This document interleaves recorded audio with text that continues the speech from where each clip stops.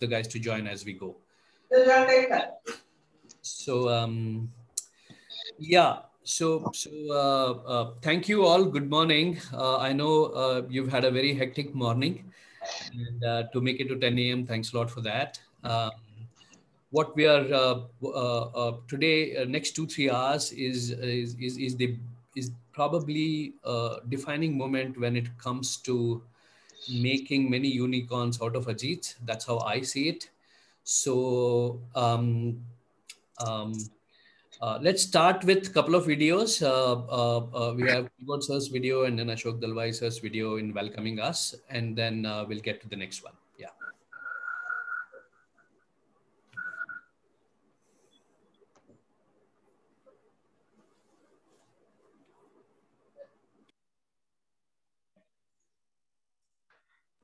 Dheeraj, audio is not there. I wholeheartedly welcome all the participants in this unique event and all the Ajits who have tuned into this webinar. AEF 2021.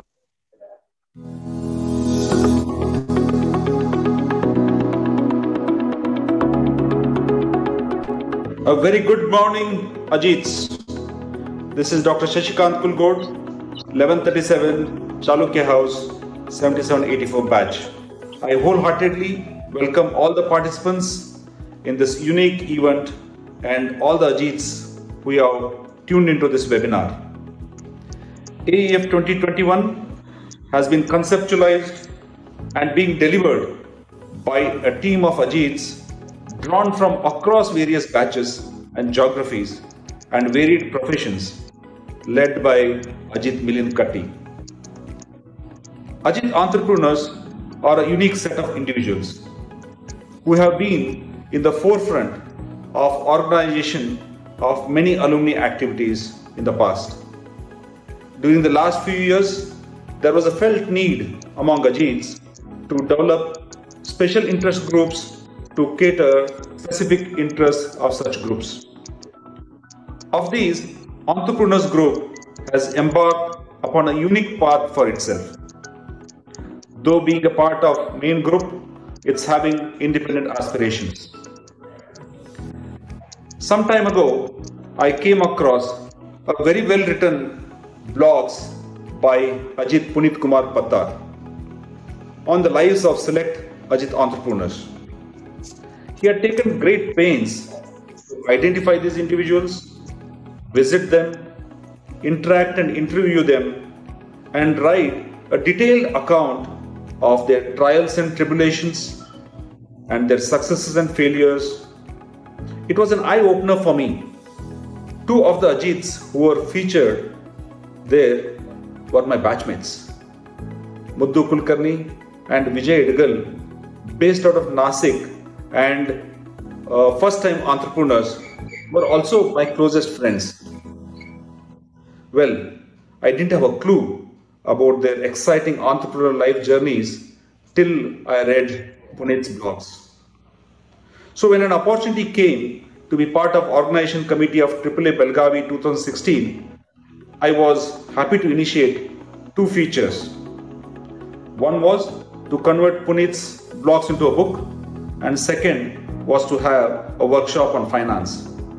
Thanks to full support of senior organizing team in Belgavi, we were able to do this splendidly. Mind Your Business, a wonderfully compiled book, was released on the occasion. Samir and Arjun, who are speakers today, along with Shivanand Kalkeri and Maltesh Jivanavar sir, were also speakers in the financial workshop that we held. That connections I made were valuable to me personally as well.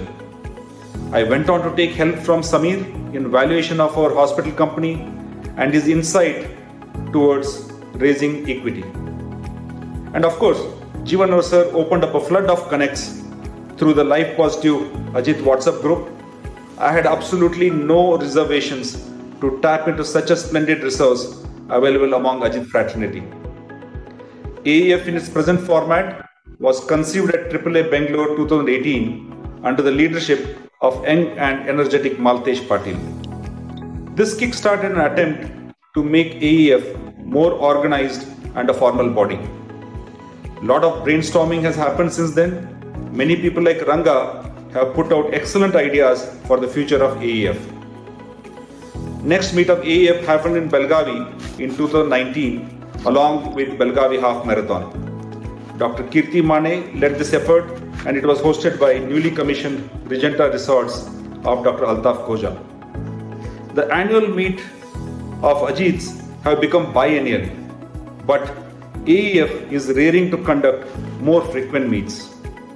The entrepreneurs need much more reliable networking and connections and leads and mentorship and rarely requiring monetary investment by Ajits.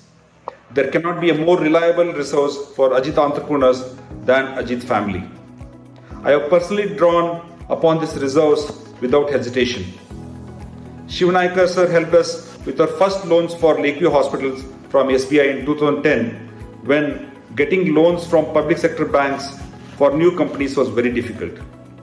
We are happy to serve many Ajits and their families for the healthcare needs in our Lakeview hospitals as they have confidence of having three Ajits, myself, Dr. Mane and Dr. Veerana Bevingidar as director and consultants. Prakash Tamshi helped me to get ETG for my NGO. Colonel Vastrad and Giridhar Jogin have collaborated with my work with government schools. Dinesh Badgandi has collaborated through his Tare Zameen for our mutual benefit. So dear friends, AEF is on a path to help Ajit entrepreneurs. My request to all Ajits, feel free to use Ajit Fraternity as a big resource for your entrepreneurial ventures.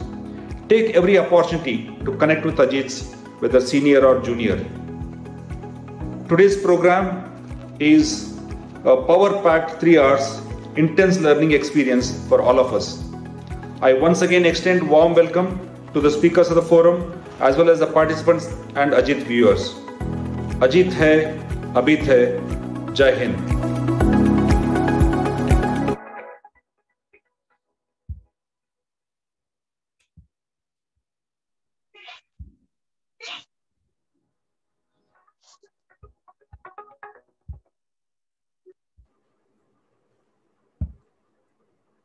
Key accounts are 20% of your accounts that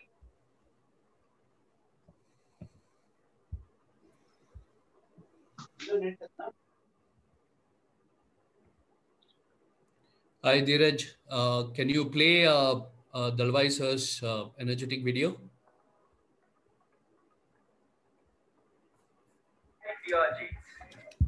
We are all in the 21st century when the society is asking us to create jobs and not seek jobs. India is in need of jobs.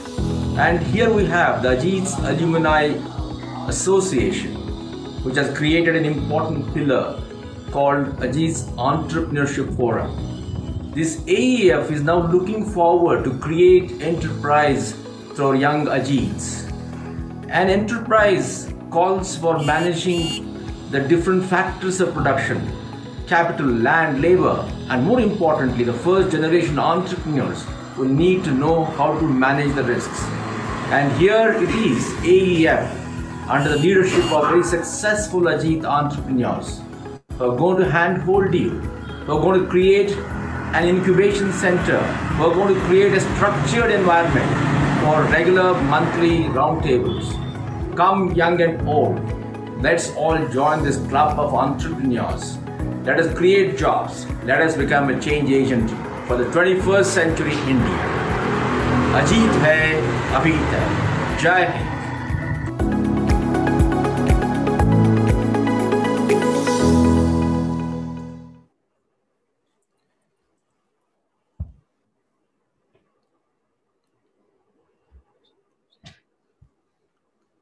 All right. So you all can still hear me. Couple of raise of hands would help. Yeah. All right. Great. So Dheeraj, are you putting me on spotlight so that people can see me when I speak? Okay. Great. So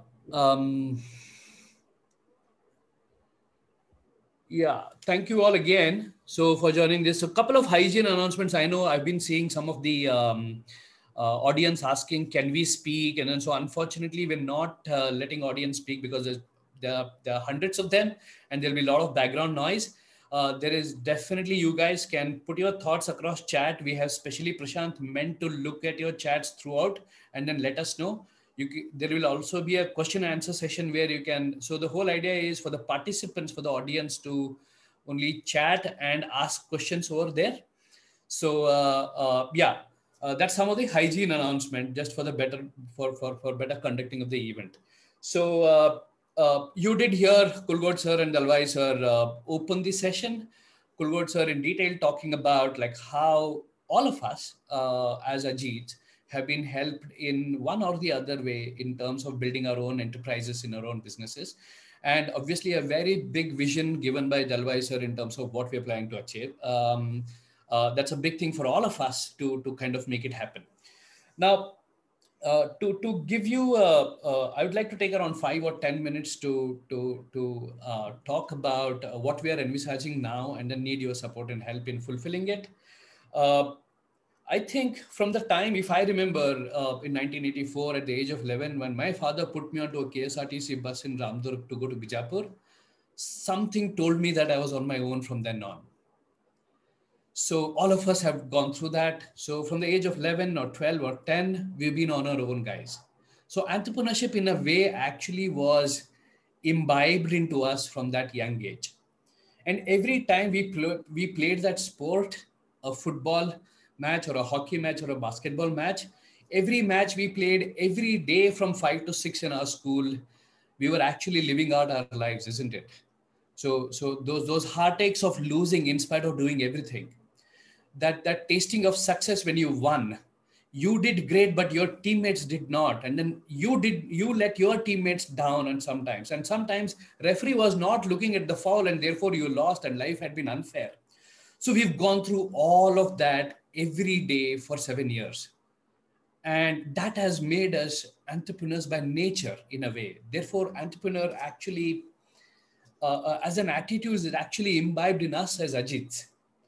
And sometimes I also think that someone has committed a mischief in our own barrack, and a senior is caught us, or a hostel superintendent is caught us, but we don't give up on a friend of ours, right? All of us agree to take that 1 hour, 2 hours of ragada, but we don't give up on that friend who's really done. Sometimes we didn't even know who that guy was, even if we knew, we didn't. So the team spirit, wanting to fight as a team, still comes to us naturally, and that's actually entrepreneurship. Now, more stories today as we go in terms of how my own stories. I mean, so many times, lot of advice, lot of connection, lot of help that I have received personally in my own journey of entrepreneurship. Entrepreneurship is a tough journey. It can get lonely. It can get tough, and we have seen Ajits across the batches, across the ages, just naturally helping us out. Now, imagine these two things. One, entrepreneurship comes naturally to us. And two, there is 4,000 people community who are more than willing to help us. Now, how can we harness these two things to create a forum or a platform where more and more Ajits create, or more and more Ajits build great businesses? That, I think, is the essence of Ajit Entrepreneurship Forum as we go ahead. Now, did AEF starting now, or did it start 2 years? No, it always existed. I was speaking to Sanjeev Baitmangal sir a couple of days ago. He and Colonel Ravindranath sir were actually conducting workshops to a lot of businesses in the past. So in 2007, 2008, I know Dinesh Badgandi sir had created a group of Ajit Entrepreneurship in the past. So what we are seeing today is a culmination of lot of effort made by the past Ajits in terms of bringing Ajit Entrepreneur Forum to where it is today. And we're only taking it a little ahead with their blessings and with their advice. So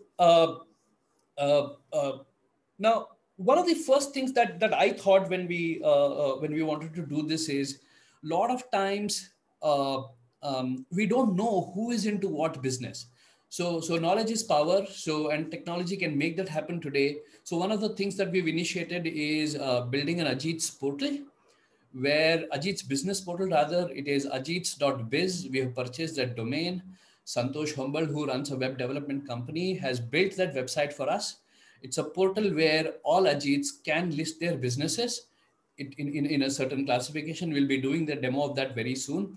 And even professionals who are not really entrepreneurs, but professionals who are willing to provide their support. I'll give you an example.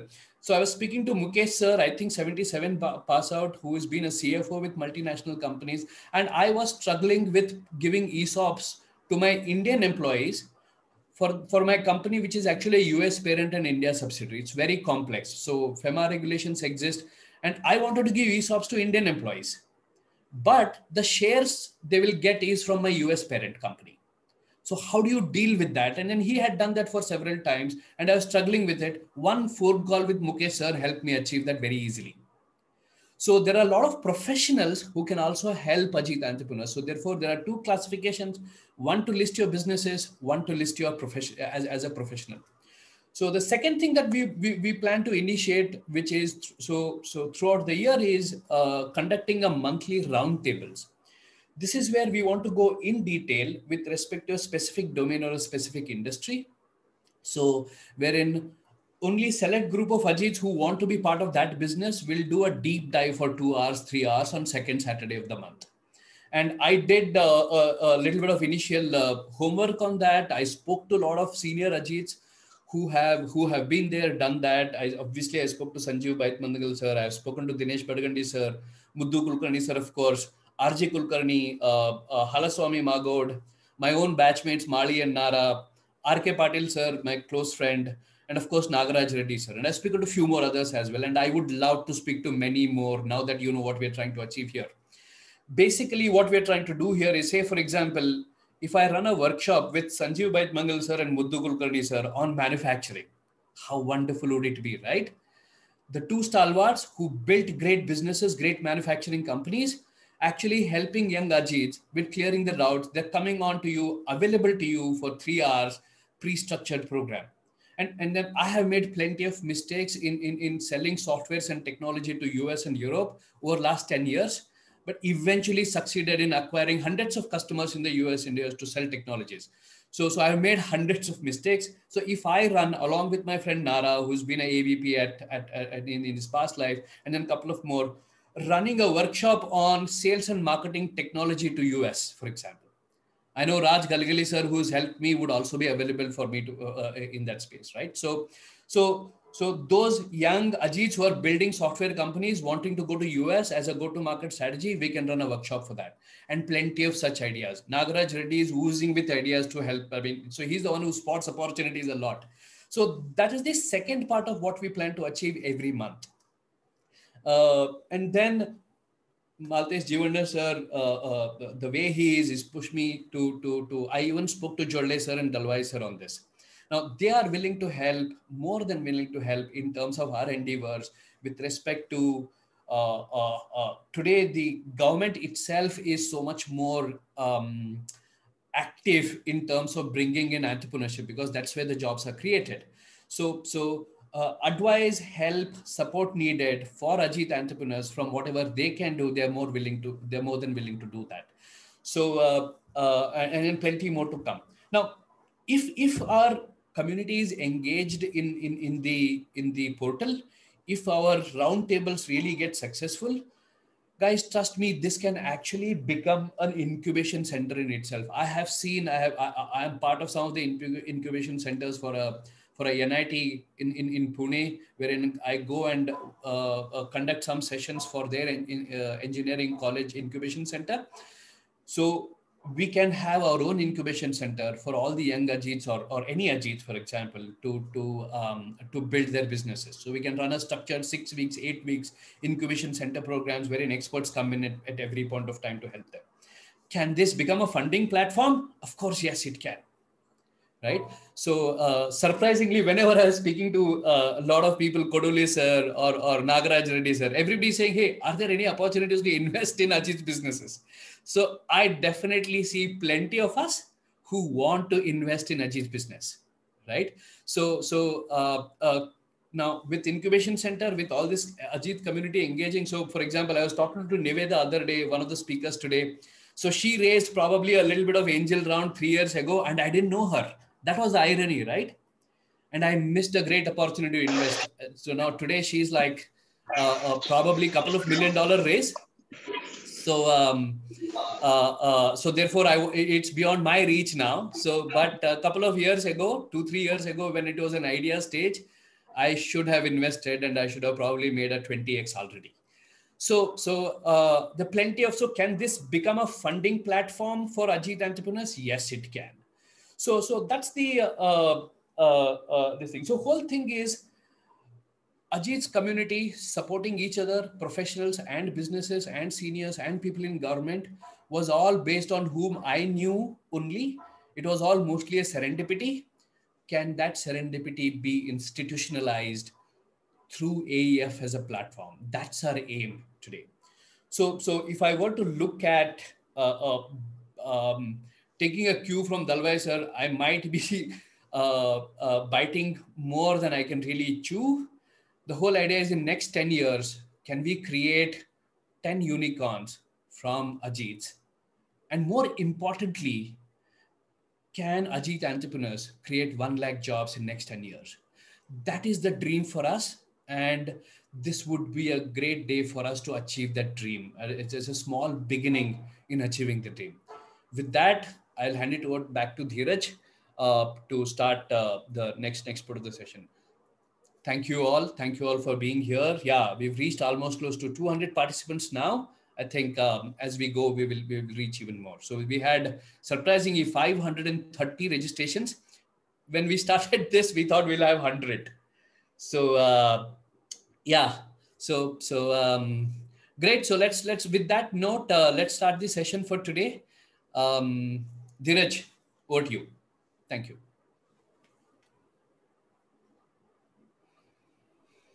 Thank you, sir, for that wonderful introductory speech. I'd like to hand over to Santosh Hombal, sir, in order to explain the website that's coming forward.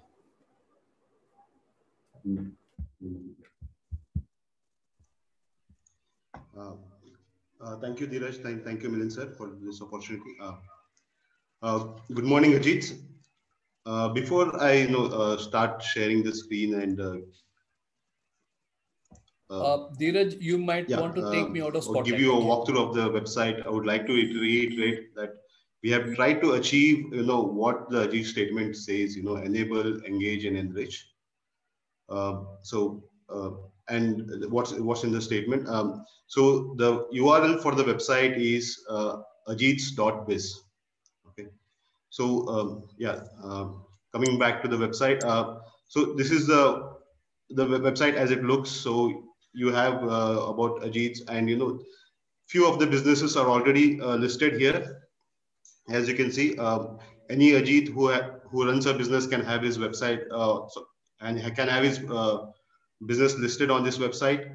And also the professionals, they can have their listing. We have other sections which might be of great interest to Ajit entrepreneurs, which are curated content from other Ajits on recommended reads or articles or news in the entrepreneurship community. Okay, so let me take you through the business listing. So we'll have more than 100 businesses listed on this over a period of time. That's what our aim is. It has all the business listing in different categories. If you don't see your category here, do not worry. All you have to do is reach us and we'll add those business categories. We have, so this is one of a business listing and how it looks like. We have tried to make it more comprehensive, capturing every detail of a business. So who is the business owner and about the business, what are their offerings. All these are listed on this portal. Similarly, professionals can also have their professionals listed. And this is how it looks similar Hey, to what business listing, sorry, but is about the professionals. Santosh, I think. And coming down to engage part, so where different entrepreneurs, Ajit entrepreneurs can talk to each other, discuss their issues, or help out somebody or mentor online. We have the discussion forum for this, where you can post your queries or start a discussion. Other people can engage and give out their views. If you can also add questions in this specific to any particular topic. And Santosh, is your screen frozen or is it only for me? Come with respect to AEF, we'll have events section where all the AEF events past and present will be listed in future. The articles shared by different Ajits or curated content will appear here for you to read, and these will be interesting reads for everybody and to everybody. Okay. If you have any questions, we have a basic FAQ set up on the site, which should answer most of your questions. If you have more, you can always reach out to us to our contact. The next Santosh, can you hear us? What I'm going to take you through is how do you Hello? get your Santosh, Dheeraj, can you hear us? Wait, pause. Santosh, your screen is frozen for last 5 minutes. Nobody is able to see your screen. So all you have to do is you have to click on sign up and Dheeraj, sign up you and there? come to this registration page. It will capture different information. After that, somebody from the AEF will approve your account. It is going to take, it might take a few hours, a couple of minutes to a few hours for us to activate our account. We need to verify, and then, all you have to do is sign in to the website. And once you sign in, you'll see a My Account where you can list out your companies, or under the business directory, add your business. Fill a simple form with all the details. Make sure that you have your company logo and your photo handy, so that you can fill out everything easily. Followed, and if you are a professional, you can come to professional section and add your profession. It is again the similar details with everything coming in here.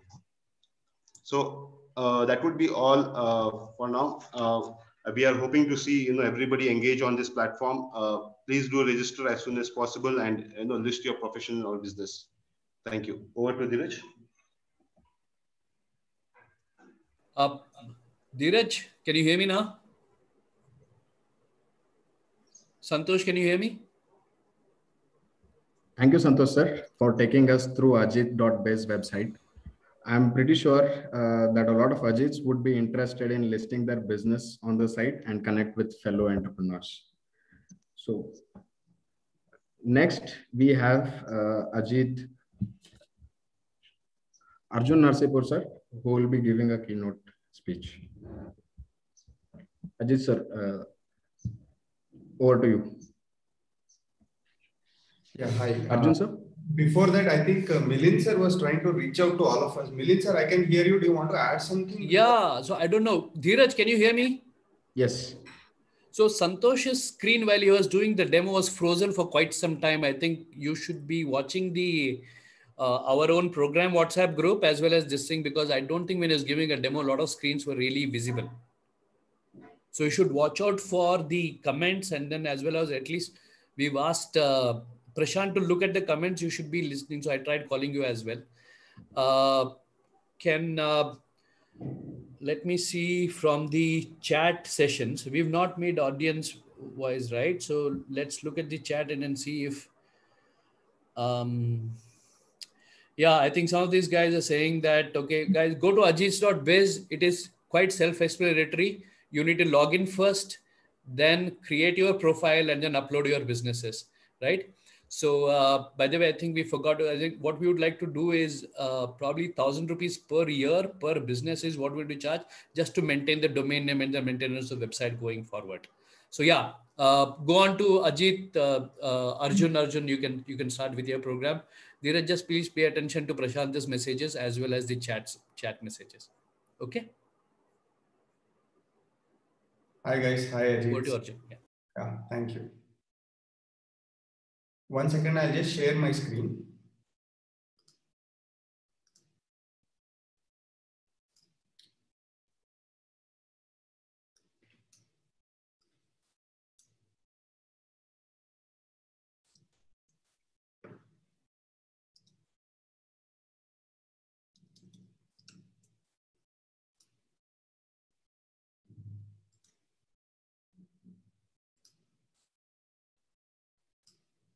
Yeah, is my screen visible? Yeah. Yes, it is. Yeah. Dear Ajit and friends, I'm Arjun Narsipur. I, along with three other partners, founded Agreya Capital in 2017. My role within the company is one of Chief Investment Officer. At the outset, I would like to thank the organizing committee for giving me an opportunity to speak to you all, and also for taking time out from their busy schedules and spending time to organize this event. Thank you, all of you. It's a 15-minute slot, so I will spend about 3 to 4 minutes talking about my journey, how we started Agreya, where it is now, and what are our focus areas. And despite the progress that Agreya has made, I believe that we have committed many mistakes along the way. And the rest of the talk, for about 8 to 10 minutes, I will want to talk about the mistakes we made and how to avoid them so that young entrepreneurs can learn from someone else's mistakes. So that's the focus of the talk today.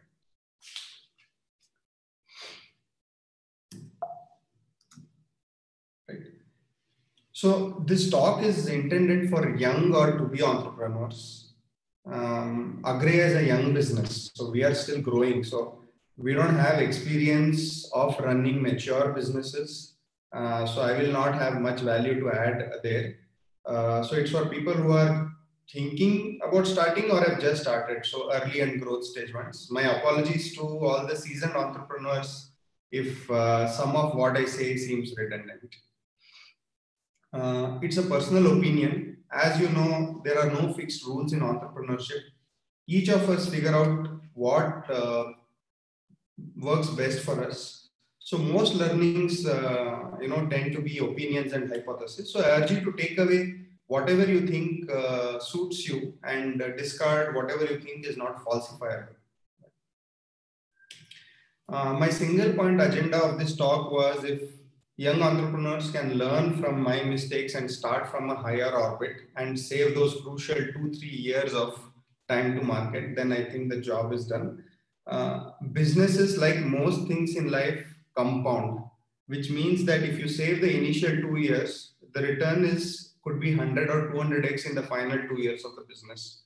So time is of essence. Also, as an aside, if this could serve to question some of the beliefs that young entrepreneurs have regarding starting and running of a business. So that is another aim.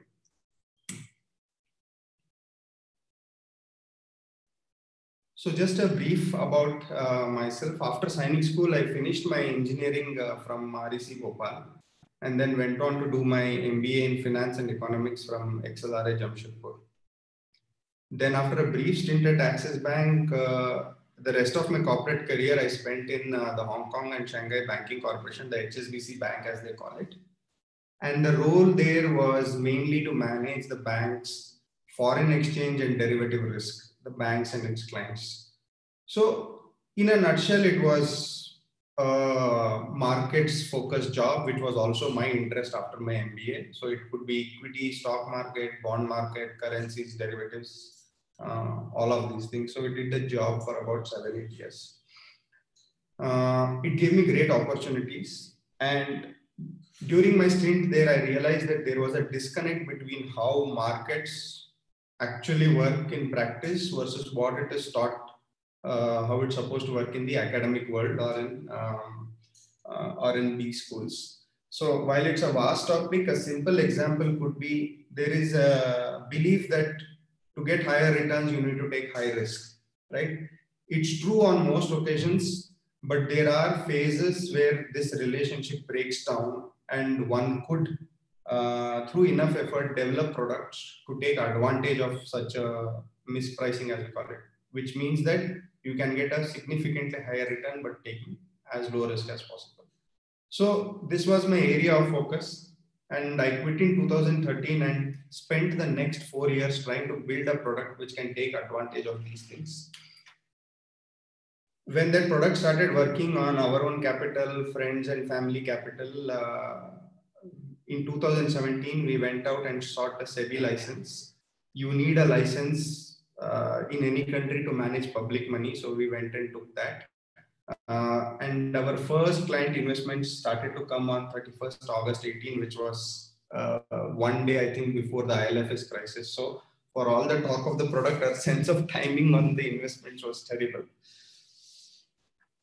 So what does Agreya do? As you may have realized now, we are an investment management firm. Essentially, we raise capital from trusts, both profit, non-profit, from corporates, from HNIs, ultra HNIs, and using our algorithms and processes, we invest that money into various markets, right? As we speak, as I told you, we started in August 18. As we speak, we manage a total assets of about 225 crores. Given the growth rate of the last 2.5 years, we are slated to hit 500 crores anywhere within the next 12 to 18 months. Our projected profitability for March 21 is likely to be $1 million US. We are 4 partners, and in March 19, we sold a 10% stake to India's largest B2B marketplace player. It's a listed entity worth 26,000 crores. So that's where we are from a setup perspective. Highlights, of course, we are also in the process of launching a hedge fund in India. In India, those are called AEF category 3 funds.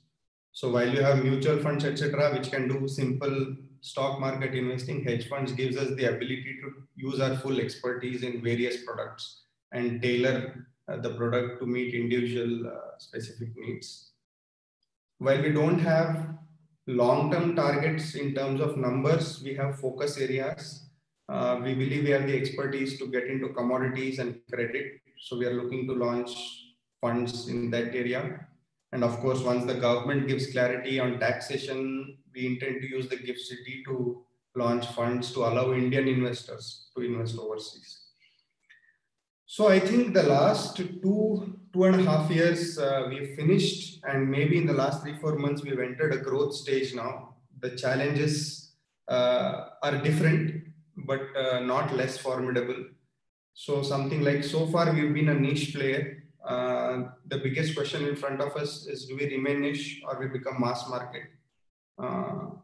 Do we engage with institutional distributors? While they can get you a lot of business, the quality of client goes down. So whether we remain focused on equities or move into other asset classes. So these are the challenges that Agreya will face, and I will personally face over the next 3 to 5 years.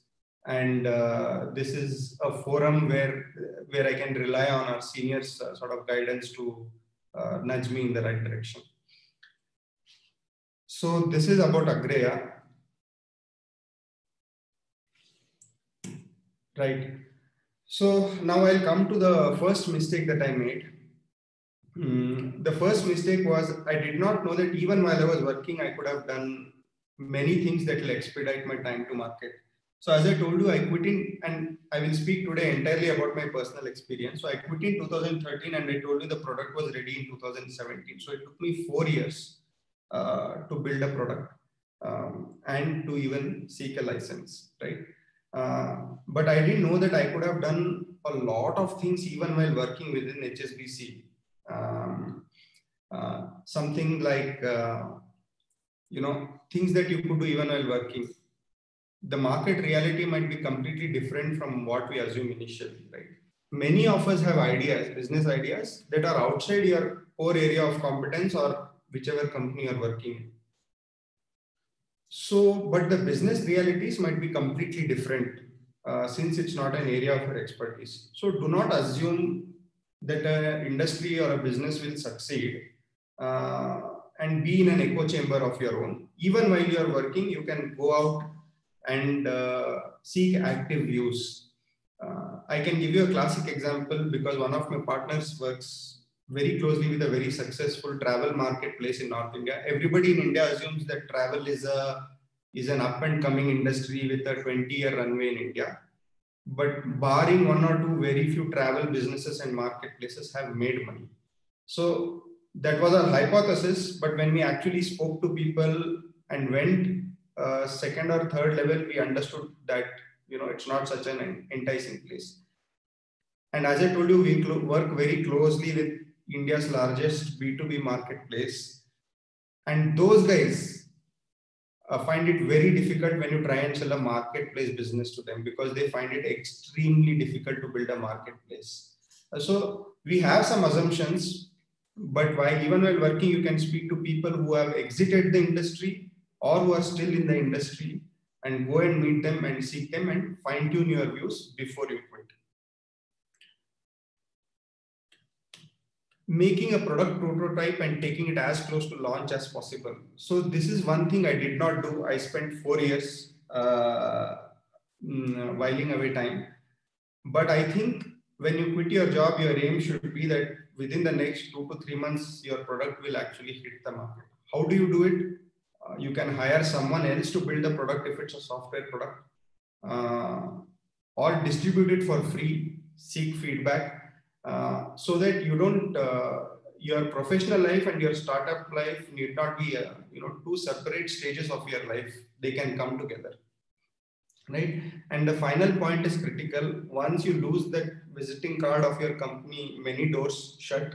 So you have to do an honest assessment of which of your clients of your companies or your colleagues will open the door for you and maybe help you with capital or time. Yeah. So this is, I have touched this on occasions, but this is the second mistake I made. So when you spend so much time trying to build a product, in your own mind, the product itself becomes an end in itself and you lose sight of the bigger picture, right? You try to make that thing so perfect, you don't, you forget the fact that it actually has an end use, and a product perfect product might not be needed for various reasons. And to me, all of these reasons contributed towards convincing me not to keep fine tuning the product, right? The technology might not exist. Even if it exists, it might be too expensive for you to build, right? Even if you have both, you might just not have the skill sets to build the product. And as I realized 4 years after building the product, many of my customers did not even need it. They needed something which was far less sophisticated, which I could have built in 6 months. So my hypothesis after building a couple of products for my company is that the best way to go about, especially if you're thinking about a product-based business, is look at what is there in the market. From slide 1, talk to people and figure out what product is there in the market. Build something which is maybe slightly better, right? And then try to iterate. So build a slightly better product, seek feedback, iterate and repeat. So if this cycle especially needs very little outside capital, then you can actually iterate and scale up your product faster. So it does two things. One is when you don't constantly test your product for what the market needs, you're risking one big thing. You might spend years building the product, but if there is no market fit, then it's a waste of time. But using this approach, you can build a better product, but you're also constantly checking the product market fit. So both of them can scale parallel.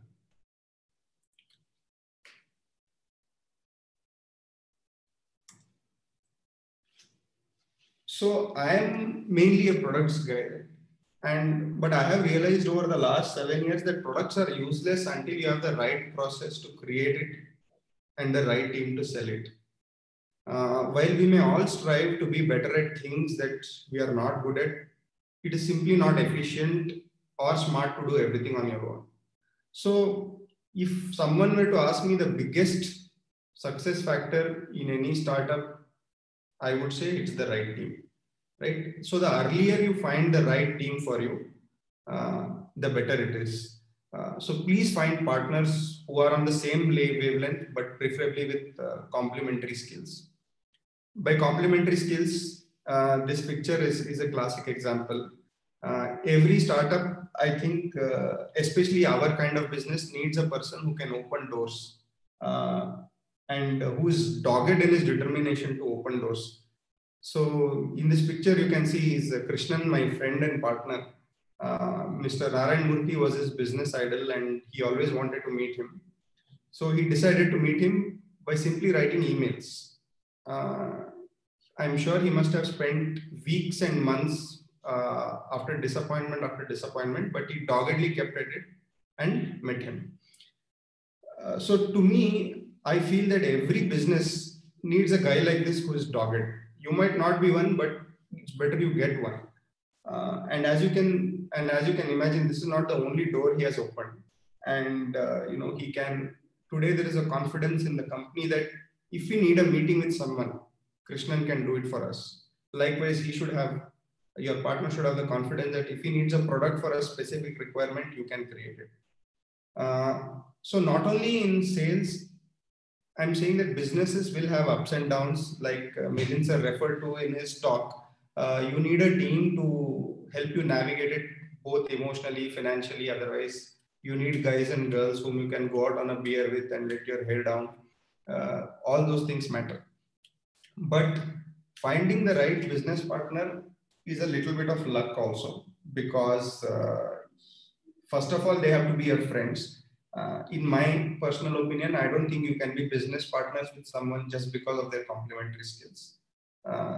That should be an added advantage, but primarily they have to be your friends. So you have to spend a lot of time finding the right guys. In our case, we spent close to a year plus without discussing business. Just spend time together before starting a career.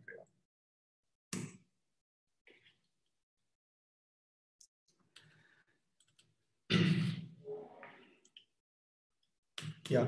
So before I take you through this slide, I'll tell you a story of a consulting firm which my friend from XLRI runs. So this consulting firm is a slot zero company in most IIM ABC. By slot zero, what I mean is this firm goes to the top management campuses in India and hires on day one, which is typically reserved for big consulting companies like McKinsey and BCG, etc. So they're quite capable people and campus guys like their capabilities. But outside of that, they're totally unknown, right? And once they crossed 50 crore turnover, they realized what they were missing out. Because most of us have this upbringing or an idea that, boss, if I put my head down and work hard like a good boy, things will take care of itself, businesses will take care of itself. In his opinion, and now more and more as Agreya moves into the growth stage, I feel that businesses don't take care of themselves. The world is a noisy place, and there are a lot of companies doing a good work. So you have to be able to include marketing in your repertoire. You have to build your marketing team, and don't hesitate to market your product or business, because once you exhaust the initial first circle of friends and well-wishers for your business, the second set of the growth stage plateau that will come after that can only be overcome by making your business known to outsiders who have never met you or known you as a person, right? So even if it means hiring a marketing agency or a PR agency to manage your media, etc., there should be someone in the company who is planning this 2-3 years before you hit that stage. Otherwise, like it happened with consulting company, they hit that plateau in 2019. They are only coming out of it now in 2021. So 2 crucial years wasted again because they believed in only doing their work and not talking about it. So I think this is the last one. I have clubbed these three success factors together, because I think they are fungible and depends on how you look at it. The first is hiring. We are 9 of us now, and we've made a lot of mistakes in hiring. Hiring, I think, is a subject where by default, every incremental person you hire is going to dilute the quality of the people in the business, because the people who come in, the first 4, 5, 6 guys tend to be the most committed and the guys who have a lot of skin in the game. Every incremental addition tends to dilute it, so you have to always keep that in the mind. The most successful hire we have had has actually come from recommendation from my batchmate. So now we have sort of an unset policy that for our growth stage requirements, we will only hire through referrals, because you can't go wrong there. Your friend actually has met the person and knows how he works, etc. And our worst hires have been ones where we became interviewers, and since that is not our area of expertise at all, we screwed up a lot, and so it was a painful sort of decision to let them go as well. So that's the first lesson: hire by referral, I would say. And secondly, only hire when you think he has a full 12-hour job on his hands. Otherwise, it will be unfair to him also. Thirdly, on hiring, I would say a lot of startup guys have this view that to save costs, I will hire the junior most guy and then I will groom him. We made the same mistake, but we realized that we don't have the time to groom anyone. So unlike the existing notion, I would say startups should hire people, even if it costs a little bit more, to hire people who can hit the ground running and then allow you the bandwidth to focus on your business. Right. Next is funding. While everybody likes businesses that are funded, in my opinion, you should ask the fundamental question: is it required? So, is your business a cash flow business or a valuation business? Those are the only two kinds of businesses, or somewhere in between. By valuation business, what I mean is that once you create the product, you are not required to run it. Right? Anybody can come buy the business and sort of scale it, and valuation businesses are one that go from 1 to 100x to 500x, 1000x, etc. But there are a lot of other businesses where the businesses can throw up 10, 20, 30 crores of cash every year. Like money management is one such business. But once the founders go, there is no business, because it's a trust-based business. Like if 4 of us leave Agraya, I'm sure majority of the clients are going to pull the money out, plus the IP is with us. So no buyer is going to come and give Agraya 100x of its cash flows as valuation, but they will always come and take small parts for the cash flows. So for Agraya, since it's a cash flow business, a 5% or 10% stake plus or minus does not matter to us. We are willing to let go of that stake if the guy can bring in complementary skills and add to the cash flow. But if you're a valuation business, then even a 5-10% of say $1 billion valuation is a lot of money. So even before you go to funding, I think these are the things you should think of, what kind of business you are in. And lastly, of course, luckily I am and I continue to be in a business where we don't burn cash. We've been in the black almost from Q1. But one rule we have followed is to keep almost all costs variable. Of course, given your industry dynamics permit it. Keeping all costs variable comes with a distinct advantage, because then your business becomes a living, breathing animal. As it does well, it can expand and then grow. You can, wherever you want to spend, you can do it. But if businesses contract, like it happened in COVID, the variable cost business models can just shrink and survive till the environment sort of becomes favorable to them again. So this anti-fragility of businesses is the highest when they have as much of variable cost as possible. So that is something that all budding entrepreneurs can focus on. So I end my talk here. Thank you.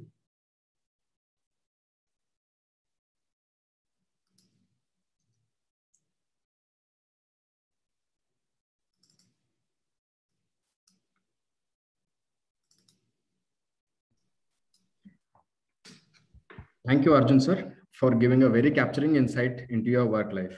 We are glad to know about your future plans as well. While thanking you, we do have a few questions from participants. However, we will keep it the Q&A part for the later time. Now we have Ajit Halswami Magod sir, who would be interacting with all of you. Magod sir, please.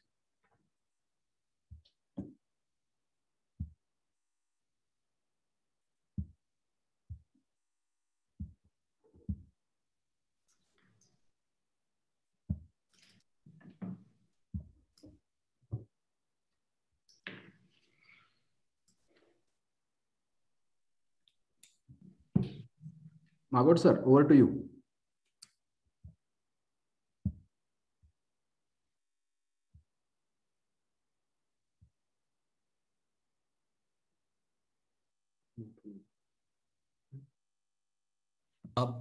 I think he could be probably offline. Dheeraj, Dheeraj, can you hear me? If you can, then maybe let's start with Niveda.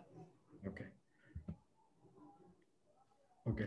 So next in the line, we have Ajita Niveda RM, who would be presenting her business in front of us.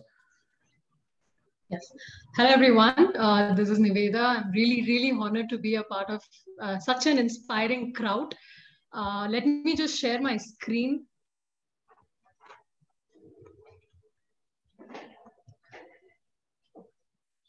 I hope you can see it. Yeah. Great. So I'm not here to inspire or give a motivational talk, because I'm sure that everyone here is already inspired, motivated, and know exactly what they have to do. But all I'll be saying here is that we all learned a couple of things during our school, during the time when we were growing up. And I have applied those things when building TrashCon from absolutely nothing to a multi-million-dollar company right now. How did we do it? What was our journey? We had more downfalls than success, but how did we overcome it is what I'll be taking you through. It'll be just the journey, and I feel free to ask questions post the same. So I started TrashCon at the age of 22, right after college. And the reason why I started this was, despite regulations and rules and millions of dollars being spent to create awareness, this is how most of our streets look like.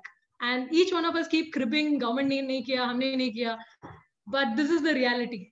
And as an engineer, you always seem to think, why is this the situation when I am disposing my waste properly? And across the world, not just in India, across the world, 95% of waste is being dumped. That's a huge number if you have to think, and there is no solution yet. So that's when we went ahead and saw what is the problem. This is where the first learning is. When you're trying to solve a problem, you can't sit in your air-conditioned rooms and laboratory and try to solve it. This will relate more to those who are creating products and creating innovations. You need to go out there and actually see the problem. So when I went there and saw the problem, you see that blue color plastic bag there, it has diaper, sanitary napkin, food, garbage, dead rat, glass, whatnot. So nobody could do anything out of it. It was very evident that nobody can do anything out of it. And if you cannot do anything out of it, it has to be dumped. It has to be burnt. That is the reason why it is in front of your houses. So with a team of people, we cleared a stretch of land. We were thinking we did a great work, but the entire waste again reappeared. Then we went and spoke to the local, municipality person. He said, "Ma, you should separate the plastic waste and food waste. Once you separate, you can recycle it." I thought, so simple. So I went door to door and told, you know what, that blue color bag, no, you just remove it, food you remove, and then everything will be okay. Our houses will not have waste in front. Little did I know that people don't change fast. And we have billions of people out there, and waste is nobody's priority. But at the same time, this is not just a problem for an eyesore or stink ho raha hai, let me go away. It has become a cancer. People are dying because of this. In Bangalore, if you know, many of you, Belahalli landfill, people are born with respiratory cancer. Kids are born with respiratory cancer. So it's no more just an issue to neglect. It has become an issue where people's life is at stake. Of course, global warming and all kinds of pollution. So I thought there should be some solution, such a huge problem. I'm sure as engineers, all of you also think, many of you are engineers, I'm assuming. This is more of a technology product-oriented journey. So I'm just going through with that assumption. But this is what I found. There's solutions out there are people picking it out with their hand, people picking out with their hand on a conveyor, better way. And then there were all sorts of redundant machines out there. And this is very important to do the market research before you actually jump into something thinking that there is a need for it. I realized that each one of the solutions out there were not actually solving the problem that I showed you in the first slide. They were solving very selective problems. Nobody was trying to solve the 95% of the problem that was looming out there to everybody. That is when we went out and realized, what if we create a system? What if we create a system which can take all kinds of waste and separate it automatically? Why automatically? Because I didn't want to touch my own waste. Then why will I want somebody else touching the waste? Automatically sort it into wet and dry. Why wet and dry? Because once I separate it, it can be recycled. And once we do that, waste will not have to come back on the streets. This was the entire idea. So we went and pitched it to the so-called experts in the field. It's impossible. And they were right. Because we were trying to create a black box that will take unknown variables and give out known variables. Look at your own dustbin. The waste is very dynamic. So we were trying to create a system which will give consistent results. But this is the second point. Naysayers are gold. If somebody says that what you're trying to do is impossible, try to ask why. Because this is where I got the design features for the product. When I asked why it's impossible, somebody said, you will need a lot of space. Bahut jagah chahiye hoga. Somebody else said, bahut electricity chahiye hoga, and you're not going to get it in rural areas. Somebody else said that the person who's handling it is drunk and unskilled. So how are you going to make anything that will work for them? These became my design parameters. I would have otherwise have to spend another 2 years figuring out how the machine should be, but the naysayers helped a lot. So these became what you will see in the next few slides, the USP of what we created.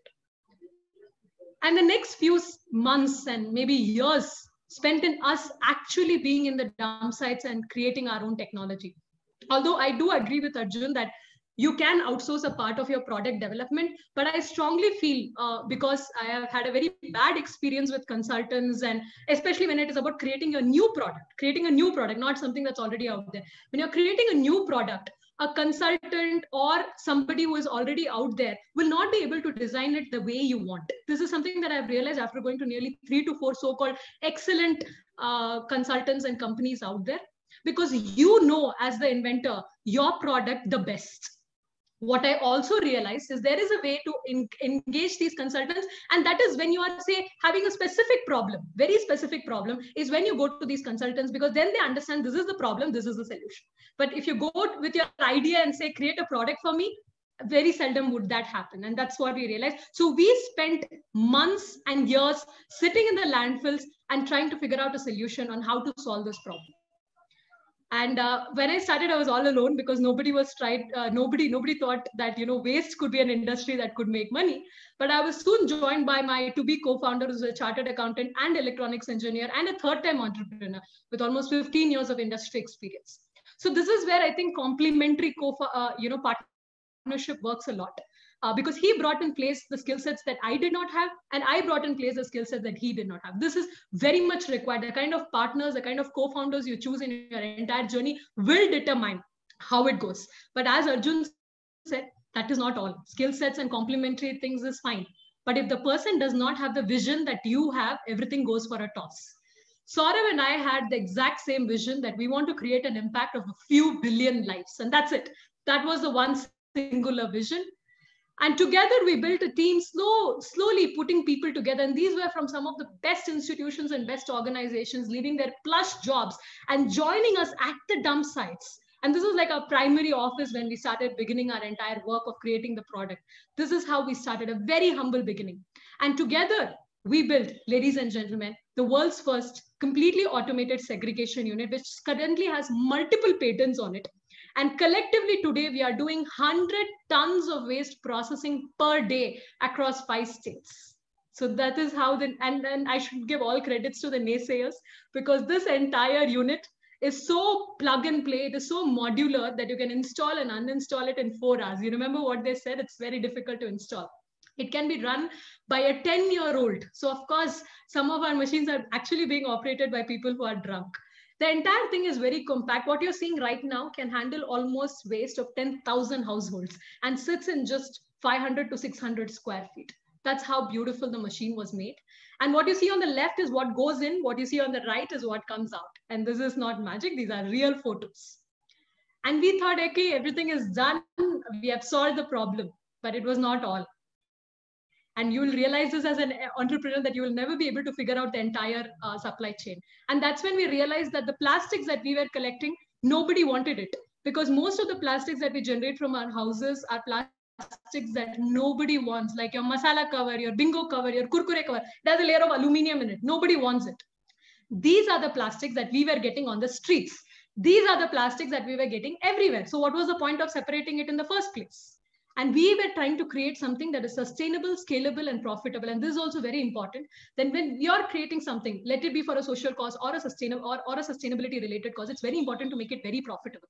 And that is when we yet again came up with another system that can take all of these plastics into something called, it looks like a plywood board making machine.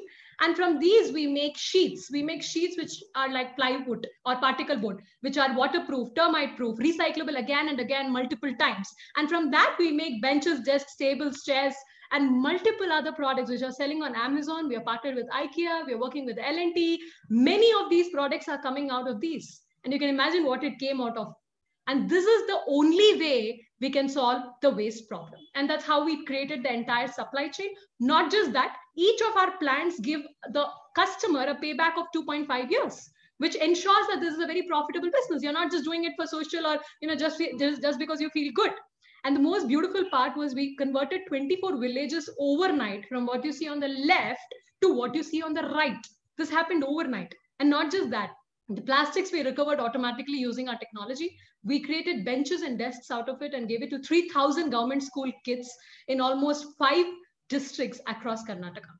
And most importantly, we also made toilets at 10,000 rupees only. And so it's an ultimate number of applications, saving trees, everything comes into the picture in what we have created. But especially during COVID, this shows the kind of supply chain. We built a supply chain that is very robust, and that's also very important. Do not leave fragile points at any part of your supply chain. We created a system that actually thrived during COVID. When waste pickers were dying in tens across the world, our operators, we don't call them waste pickers, we call them operators. Our operators were running our units risk-free because they did not have to touch their hands in waste. We are now, in a very short period of time, we have made revenues of over $3 million. We have raised $2.5 million, almost 20 crores in funding. We have some of the who's who in the industry as our customer, including Unilever, Pidilite, ONGC, Shell, Baker Hughes. We are working with the UK government, World Bank, to name a few. But I wanted to show this to you because this is how much the world will accept once you show that you have a product that is working. We are on the path of being a $600 million company as our projections, but that is because the impact that we have already created impacts 10 lakh lives right now. And in a year, we are processing 25,000 tons. So this is where we are right now. We are across 5 states, and soon we will be in 8 more states. And it's very important to also know the market that you're looking at. The waste industry itself is a $2,000 billion market. The output product itself is a $300 billion market. And to tap this, as I told you, the team is very important, because if you can't achieve such an unimaginable, ambitious project with a team that will not support you. We have some of the who's who on our advisory board, which includes the head of health of International Red Cross Society, CEO of Tata Power, MD of Shell. It's very important to have these gray haired, I would not like to offend anybody, but they are very important to have them as our advisory members, because you can always course correct during your entire journey. And in fact, I told you, the team, the culture of the team matters so much during your entire process, because when you have a vision that scares your fears, let me just tell you a quick thing about how we built our team. We built our team with people who are as passionate as us about our vision. We built a team where we don't micromanage anybody. We don't tell people, okay, when did you do this? When did you do that? Because there is an ownership in each one of us. We are a 50-member team today, 50. But from me to the person who is doing the engineering, to the person who is just on operations, each one of us has the highest level of commitment. Sometimes my team hasn't slept for 3 days and I don't even know it, because that's how committed they are to work. And they don't want me to know it. It's about their business. When you build a team like this, sky is the limit. Sky is the limit. But without this, whatever you speak, whatever you dream will not happen. This is the brick, this is the foundation of any dream that you will ever have. And that's what we did. We are soon going to be an 80-member team in the next few months. And during this entire process, we had to do a lot of fundraise, and we won a lot of events. We won globally. And we were awarded by the Prime Minister and Trade Minister of Norway. We were awarded by the Principal Scientific Advisor. We presented to the Prime Minister himself, to the United Nations Deputy Secretary General, got awards by the Prime Minister, by Priyank Kharge, tweeted by Who's Who, Kiran Majumdar-Shaw. We were covered in 50 plus media publications in India, US, and Germany. But I'm saying all this because these are not the points really when we got all happy and we thought, we did it all. Because the real happiness was when actually during COVID, when people told us, thank you, that we can actually process our waste without having to touch our hands in it. And most importantly, it's very, very important that despite all the awards and achievements and recognitions you will have, because these are only on the, the icing on the cake, what you actually need is a vision, like I told you, that scares your fears. What you need is a vision that will help you build a team. What you need is a vision that will inspire your customers. And we had a vision. We had a vision that 20 years down the lane, we had a vision, we have it yet, and I'm sure we will have it in the next 50 years, that we have a vision that 20 years down the lane, when I am telling a story to my daughter saying, Beta, once upon a time, there was trash. And my daughter says, Mama, what is trash? And that is our only vision that we ever had. And now you know how the entire journey sort of circled around this. These are the very few points that I would like to leave you with. Would be happy to take questions. Thank you so much for listening. Thank you.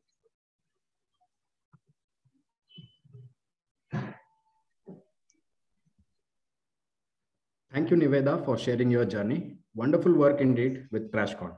You are doing a very noble job, and kudos to you for that. And thank you for sharing your vision with us and your plans to execute the same. Thank you. Next on, we have a message from Ajit Prakash Motgi sir for all of us. Let us watch the video.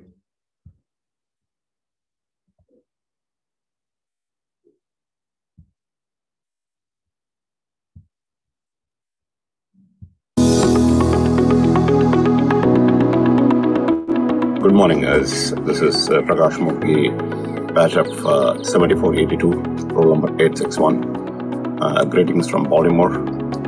Wishing you all the best for the upcoming meet.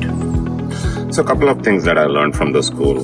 The three things that I take it with me, which really helped at least in my endeavors, besides all the ecosystem that I grew up in from the school.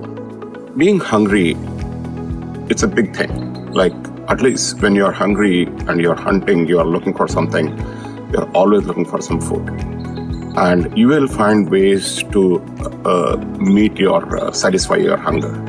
And that is one of the key things to succeed. The other thing is discipline. Trying to be on time, the way we learned it, either by getting punished for being late in the school or not being dressed up well. Those are very important things when you get into the business, when you meet people, when you go and take over some of the new projects that nobody knows. As much as people say, don't make opinion on how you look, let me tell you, everybody will make an opinion on how you look. So be careful, and you should carry that. The third thing is being very efficient. You have to be efficient. Continue to learn, continue to improve, continue to do well. Because if you're not efficient, you will spend a lot of your working wheels with no productivity. And these are some of the key things that have helped me to manage large state or federal contracts or venture into certain things and be successful.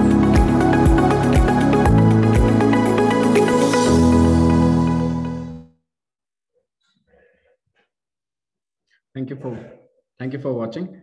That was a quick and to the point message from Motgi sir. Very important messages indeed. Next, we have a video from Ajit Altaf Khoja sir. Please.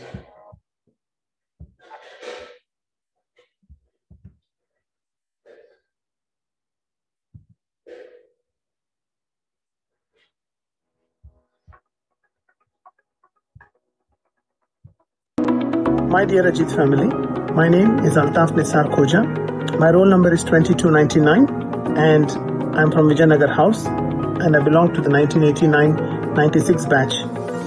I'm currently working as a psychiatrist in Australia. I'm the owner and managing director of Regenta Resort, Belagavi in Karnataka. And I'm also looking after Khoja Organic Goat Farms in Gokak Taluka of Belgaum district. Yes, it does look like I have put my feet in many places at the same time. The journey has been difficult, but it has been made quite possible by my most beloved Ajit family. The reason I'm sharing with you my experiences and trying to implore you to use, seek out, be there for the Ajit family and friends is because I have been greatly influenced and helped by my seniors, my batchmates, my juniors, and I would request you all to use this wonderful platform created by this organizing committee through this biennial meet on the 27th and 28th of February 2021 to use this platform to connect with each other, because that's what families do. They are there for you when you need them. Please do not hesitate to contact one another and seek out for one another.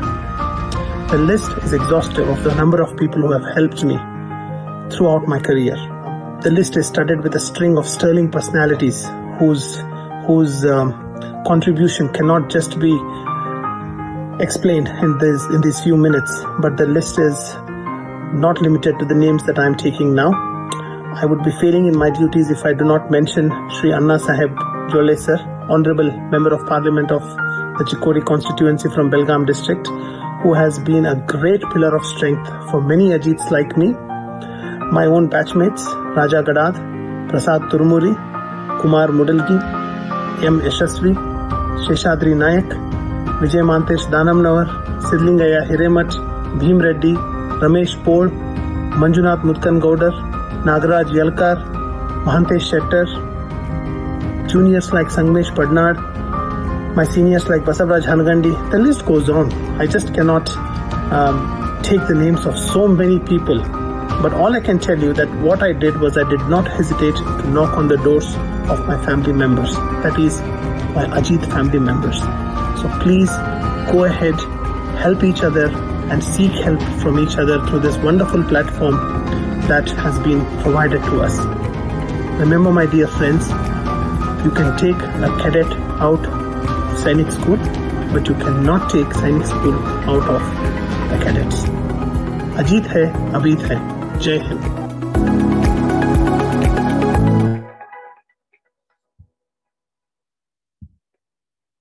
Thank you, Altaf sir, for sharing your message with fellow Ajits and how Ajits have been a part of your journey. It is wonderful indeed. Next in line, we have Ajit Samir sir, who would be speaking. Samir sir, over to you. Yeah, thank you. Let me share the screen. So it says I cannot start screen share while the other participant is sharing. Okay. Okay, I think now I'll be able to.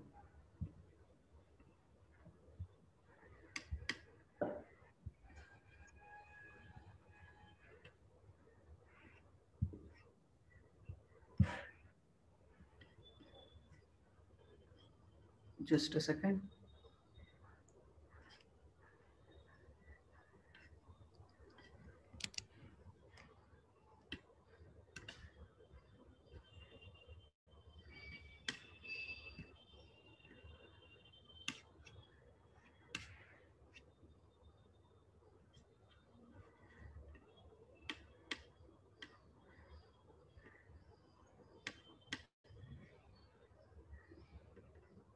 Are you able to see my screen? No, Samir. Not yet, Samir. Dheeraj, can you help him?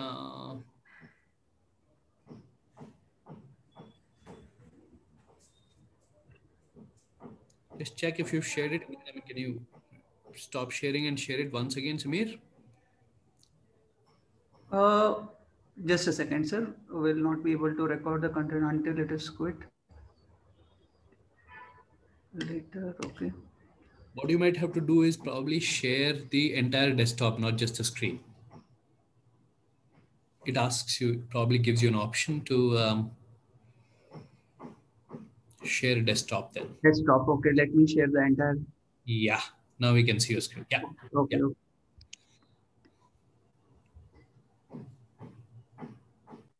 Okay, you can see now, right? Yes. Yeah. Yeah, Samir. Yeah. Yes. Hello, everyone. Good morning. First of all, thank you to the organizers who have given me this opportunity to address you all. It's only fair that I dedicate this small piece of work to some of the Ajit seniors who have been tirelessly working to bring entrepreneurs together and add value to them. And through my interactions, I have seen that most of these senior Ajits who are extremely busy and yet are, fighting for this cause without actually much being, in the form of benefit for themselves. They are just doing it to pay it forward. So it's only fair that I mention their names, Maltesh Jivannavar sir, Pulgod sir, Milind sir, Ranga sir. So let me, and many others I may have missed taking their names. So I truly want to dedicate this small piece of work to them. So without much ado, I will quickly get started. So I was at school from 92 to 99. Then I went to Suratkal, REC Suratkal, which is now called NIT Suratkal. I did my electrical and electronics engineering from there. So in my batch there, we were four of us Ajits, three from Vijayanagar House and one from Hoysala House, who are in the electrical department. And from my batch, I think we were six Ajits. So beyond four of us in electrical engineering, there was Vikas in mechanical and Prakash also in mechanical. So it was really a mini Sainik school out there, and we had seniors like Deepak Naik sir and many others. I think I'm hearing some background noise. I think it's fine now. So after my REC days, I worked for 2 years in Coca-Cola. Then I did my MBA from IIM Calcutta. Again, for my CAT preparation, my fellow panelist today, Arjun, gave me a lot of solid inputs. After my engineering, I decided that I will appear for CAT only in my second year after graduation, not in the first year. So by then, Arjun had already appeared and he was in XLRI. So he gave me some really invaluable tips, which helped me perform well in my CAT. And then I joined IIM Calcutta. I was there for obviously 2 years. And then I joined ICICI Securities, which is a leading investment bank in India. I worked for 8 years there. I really learned one of the, probably the best places to learn investment banking end to end. So I was really fortunate to gain immense exposure there.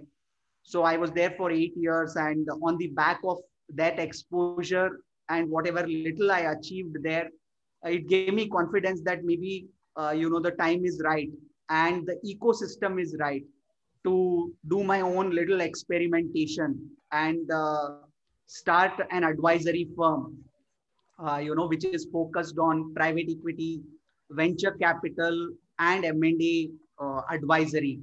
I saw, many things which could be addressed better in terms of serving your clients much better than what is currently done, and to serve a segment of clients which otherwise don't have access to high quality advisory services. So that was, in one line, what my business idea was. So I would like to, so through these 14 years of mine, so my business was exactly what I used to do at ICICI Securities with some serious tweaks, as I would like to put it. And here at Vidura Capital, it's been a journey of close to 6 years, and at ICICI Securities, 8 years. So over these 14 years, I have not only, had the pleasure and privilege of building my own little business, but I get a front row seat to see the journey of all my entrepreneur clients and the trials and tribulations that they have gone through. Because to me, entrepreneurship is more failures than successes. Even a so-called successful entrepreneur, believe me, has seen more failures than success. So I always keep telling people that entrepreneurship is nothing but a journey of failures, interspersed with some successes, which make your journey worth it. So I've been privileged to interact with a variety of entrepreneurs. It's mind-boggling variety, and most of them. Samir, can you hear me? Sorry. So, are you changing the slides because we are not able to see? No. I'm just setting the context. Okay. Yeah. So I'll change the slides eventually. So have been privileged to watch variety of entrepreneurs in action, and that gives me some perspectives on why companies do well, why companies grow higher than some other companies, and why do companies fail or succeed in the long run, although in the short run they may all look great, and so on and so forth. So the topic, as is evident on the slide there, is fundraising: what, when, and how, some do's and don'ts. So I have tried to cover this in some 10 odd slides. I will breeze through them because of the limitation of the time. Feel free to interrupt or drop questions on the chat window. So there are just three types of funding if I have to define it. It's equity, debt, and hybrid instruments. Equity is you are giving ownership of in the company. Debt is you are taking money at a rate well defined, and then you are repaying it. And then there are hybrid instruments which have the flavors of debt and equity combined. So the next is there are various types of equity raising options, right? There is seed capital when you are seeding, which comes from generally your friends and family. Then there is which is angel investors. Then there is venture capital, which straddles the seed stage, early stage, and growth stage. And then there is private equity. Private equity can also happen in early stages of a company. Typically, private equity funding VCs are more than happy to fund loss-making companies, whereas private equity's preference is to fund profitable companies which have demonstrated a certain level of growth in revenues, profitability. So there are basic ingredients in place. A company has already started making money, and now when capital is invested in these businesses, the company can do more of same thing and get stronger, and hence generate excellent shareholder returns for not just private equity investors but other shareholders as well. But you will see here that a private equity investment can happen in early stage as well, when companies have not yet demonstrated profitability. So there are ample examples of that, when private equity funds say back a reputed founder. Let's say he was CEO of a company. He didn't own the company, but he ran it very successfully.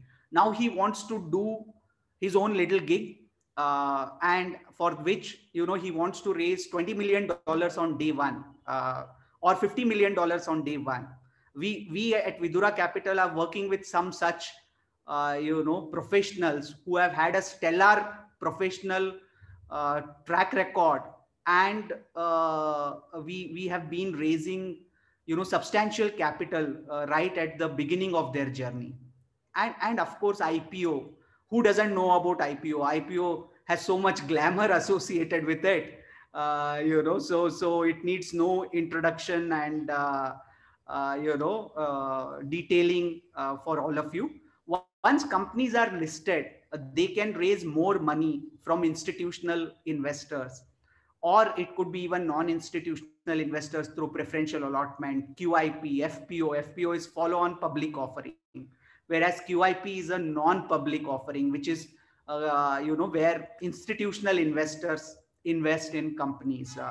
So these are all SEBI defined processes. Once you reach the IPO stage, IPO and beyond, when you become a listed company, the capital raising is completely governed by SEBI regulations. So this is the broad spectrum of capital raise. So I'll move to the next slide. So I have covered when, which is what was demonstrated on this slide. Now it is all about how. Okay, so here it is what, when, and now how is little longer. Okay, so again I'll breeze through these slides. So this is a typical process of fundraising. Fundraising is a very specialized process. So one needs to approach it quite diligently, because you only get a limited window of opportunity with investors. So once you hear a no from a particular investor, so it is very difficult to convert that into a yes, because that's how the VC and PE world works. They follow their own processes. While there may be a lot of criticism around how that industry works, but as entrepreneurs, you better align to the ways that ecosystem works. So they have extremely low attention span, because hundreds of investment opportunities are hitting their inboxes every week, if not every few weeks. So they have very limited attention span. So the pitch that you make to those investors better be very sharp and well prepared, and it needs to stand out. So there is a certain preparation required. There is a certain analysis which is required, and then after certain levels of hurdles are cleared, you meet investors, and then there is intense discussions which happen, and then there is term sheet which comes, which need to be negotiated, and then it leads to due diligence, and then there is certain set of documentation which happens, and then the money gets wired into your company. So it's a fairly specialized process, and some companies, most companies do have advisors like us during that process, but some companies do it without advisors as well, because they may have a certain institutional investor who brings in those capabilities in guiding the entrepreneur. So in my journey of 14 years now, I have been fortunate to go through this song and dance with many entrepreneurs and live their successes and failures. So it's a fascinating journey, to put it in one word, but it can be very grueling for the entrepreneur. And I truly believe that entrepreneurship as a journey and as accomplishment, or a journey of going through immense amount of failures, need to be seen sans all the glamour. There is no glamour in any job at the end of the day. Even in a superstar, so-called Bollywood, Hollywood superstar, it's a lot of donkey work day in and day out. You have to get up early, you have to manage your team, you have to face a lot of frustrations. So especially for my younger friends who have aspirations of turning entrepreneur, there is nothing glamorous about entrepreneurship. It's all donkey work, and in many ways it can be a thankless job.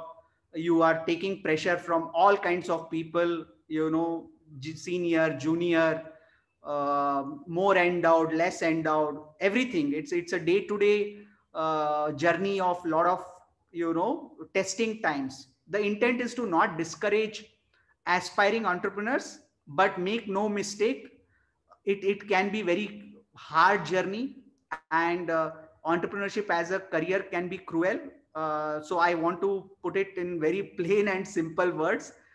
And then at the end of the day, you still feel very strongly that yes, this is something that I want to do. Then yes, you have to go on that journey, and from then on it will be all about dispelling your self doubts and building it brick by brick, and then enjoying the whole process of success and failures, which life in Sainik school prepares one very well if one has the right frame of mind, positivity, to learn the ropes along those 7 years, which all of us have been privileged to go through. So now I spoke about VCPE, right? Venture capital and private equity, which is what, the entrepreneurs would most like to know, right? So both these venture capital and private equity are different in many ways. So I thought, why not demonstrate it with some examples? So here is broadly a VC bucket, right? You will, very familiar names I have put: Ola, Zomato, Swiggy, Flipkart, Make My Trip, Redbus. Whereas the private equity investments, I have given here some examples. There is AU Small Finance Bank. There is what was called SKS Microfinance, which eventually became Bharat Financial. You will see Shriram in many places, Shriram Transport, Shriram, City Union. Recently, a company, paints company, went for an IPO when people thought there are only two paints companies, Asian Paint and Burger Paint. Then there is Indigo, which comes and lists at $1 billion plus market cap. Cremica Foods, which got listed recently. Govardhan, simple milk, curd, cheese, ghee company. Sibyl, I will elaborate, but let me go back to the VC world. So what are the opportunities here for entrepreneurs and what are the drivers, right? So here is the opportunity for entrepreneurs. Typically, these companies are disruptors to existing ways of doing business, and they have to raise a lot of money very fast, and they will continue to be loss making for a lot of years in their journey. But it's a winner takes all market, which is what I have written here: monopoly or duopoly. So there will be one or two eventual winner, but there could be 5 to 10 companies competing for that slot. And so it will be a very tough journey, because you will have to keep demonstrating your growth, which means you are burning a lot of money with the hope that a, a new investor will come in and validate that, growth that you have achieved and the money that you have burned, uh, simplistically putting. So these are some examples. What was Ola doing? You used to earlier hail an auto or a taxi in Mumbai, for example. But now you have an app, and it's a AC car, and the whole experience. If earlier you would rate an auto guy a 2-star or 3-star, now you will rate a Ola or Uber maybe 6 or 7. It better be, in a different zone of service. Only then these startups, stand a chance to succeed. It can't be incremental improvement. Incremental improvements don't disrupt the industry, right? So be it Zomato, Swiggy, Flipkart, we all know of Flipkart's journey. They went through their own set of challenges. Make My Trip. So what enabled Make My Trip? Firstly, the aviation industry itself was changing, and internet penetration. People wanted to, not just go to Air India website or Jet Airways website, but they wanted to compare, 5 to 10 airlines which were present. So they were at the right place at the right time, and so was Redbus. So you just not have to be right about the idea, but also the timing of it, and then the mercenary way of executing it. So execution plays a very, very dominant role, because a lot of ideas can be copy paste from the West, or even companies already operating in India but not doing a great job in executing. So I give more marks to execution than idea. I will elaborate a little later. Then next is private equity. Okay, so certain features of the private equity is generally it's an oligopoly market. The fact that AU, which was earlier an NBFC and now became a small finance bank, so it was an NBFC for maybe 10 years. So when it got started, within a few years, it started getting private equity funding. What was their idea? Their idea was simple vehicle financing. There were already biggies doing that. There were banks, there was Shriram Transport, Cholamandala, Sundaram. They were all doing that. Yet AU was uh, doing it slightly better, and they were funding customers who are not deemed attractive by the hitherto NBFCs, and they were doing it better in their own way. So private equity investors saw potential in it, and rest is history. Some investors made 25 times their investment and some others made 100. So fascinating journey. And same is the case with SKS Microfinance. Here, they were the pioneers of microfinance journey way back in 2007, 8 and 9, when there were already NGOs doing microfinance. So a lot of these NGOs converted themselves into private limited companies and started doing. Our own Ajit Senior Nagendra Mali sir is into this business. So banks, NBFCs, many of them deemed this business to be very, very risky, because you are giving money to poor people and they are not giving you any security. But this business model has proven all naysayers wrong. Microfinance in good times continues to be the best performing asset class as far as lending industry is concerned. And then there is Indigo Paints. There are many examples. I've given just some examples here. These are mere examples. For example, the VC world, there are many hundreds and thousands of companies which are playing it very differently from what I have explained. But given the paucity of time, I cannot take you through many other VC companies, which it may not be like, they may not be winner take all market. They may not be cash bleeding for decades together. Okay, so it's a PhD topic by itself, right? We can go on and discuss for many hours, but that's not the point here. So, net to sum it, this slide, it's a oligopoly market. Capital efficiency gets rewarded.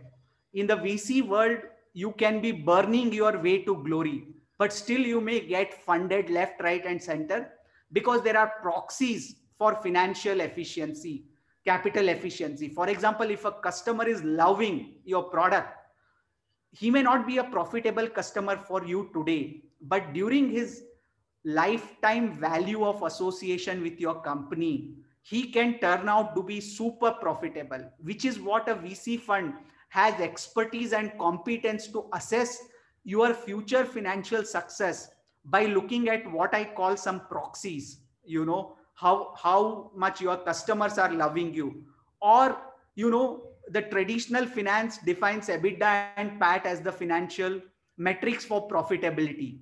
But let us say there are other ways of looking at things like gross margin, contribution margin 1, contribution margin 2, and all that.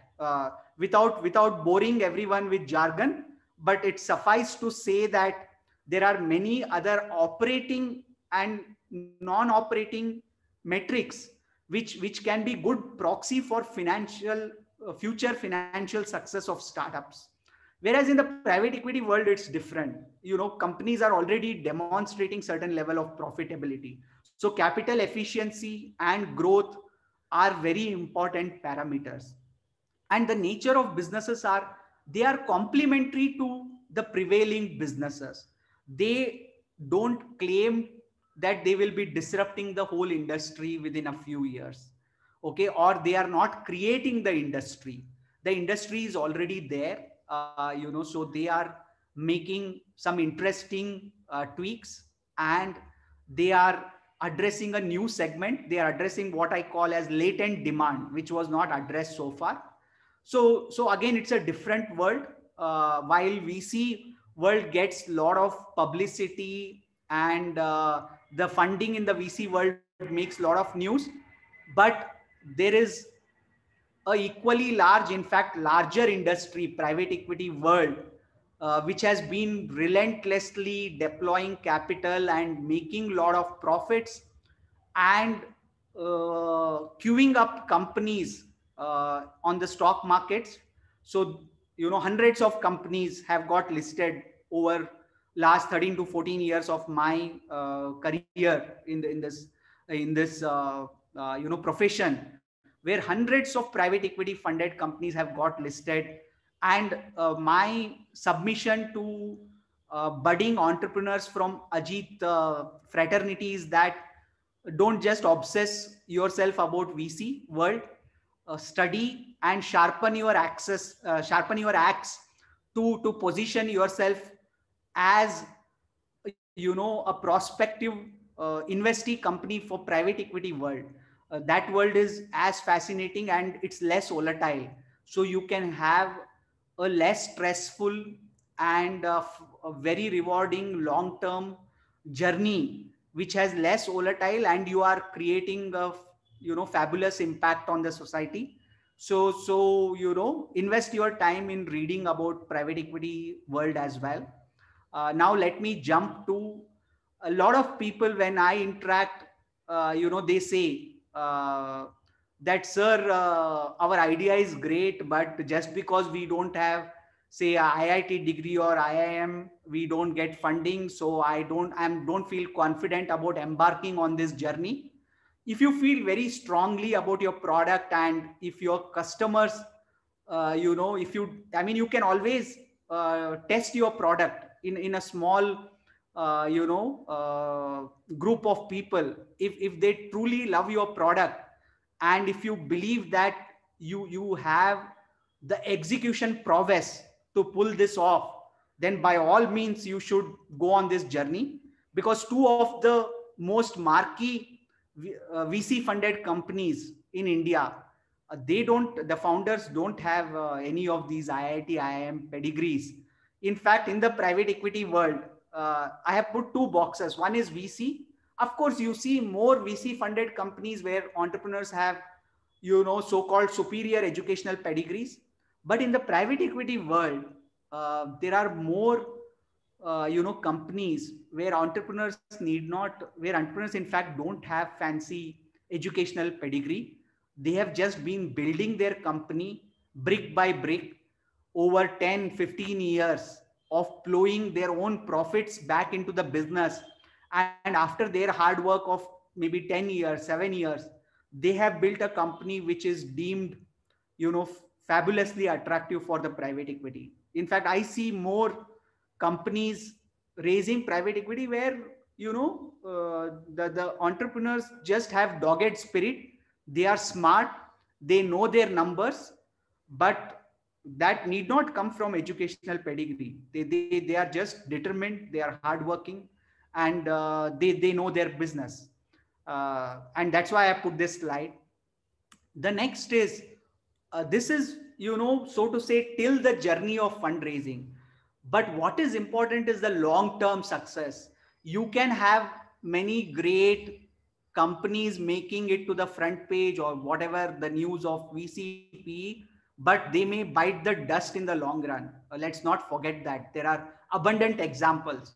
So my submission and humble request to all the aspiring and existing entrepreneurs is, let us position ourselves for long term success. Short term could be just a mere noise, but long term success is the real signal, right? So I have tried to just put a 2x2 chart. If a company has to really succeed, which I call as stars, in the long run, execution plays a dominant role.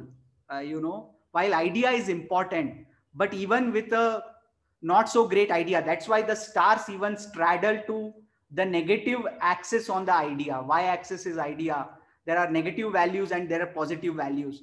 For example, Indigo Airlines was not the first airline company to start in India. So there were already low cost aviation companies as well. But Indigo went on to become, multi-billion dollar listed company.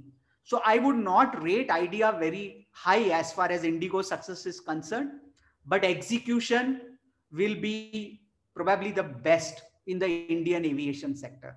So that is just one example. We can discuss hundreds of such examples out there. So idea, don't obsess about idea. Idea is important. Execution trumps when it comes to creating value in the long run.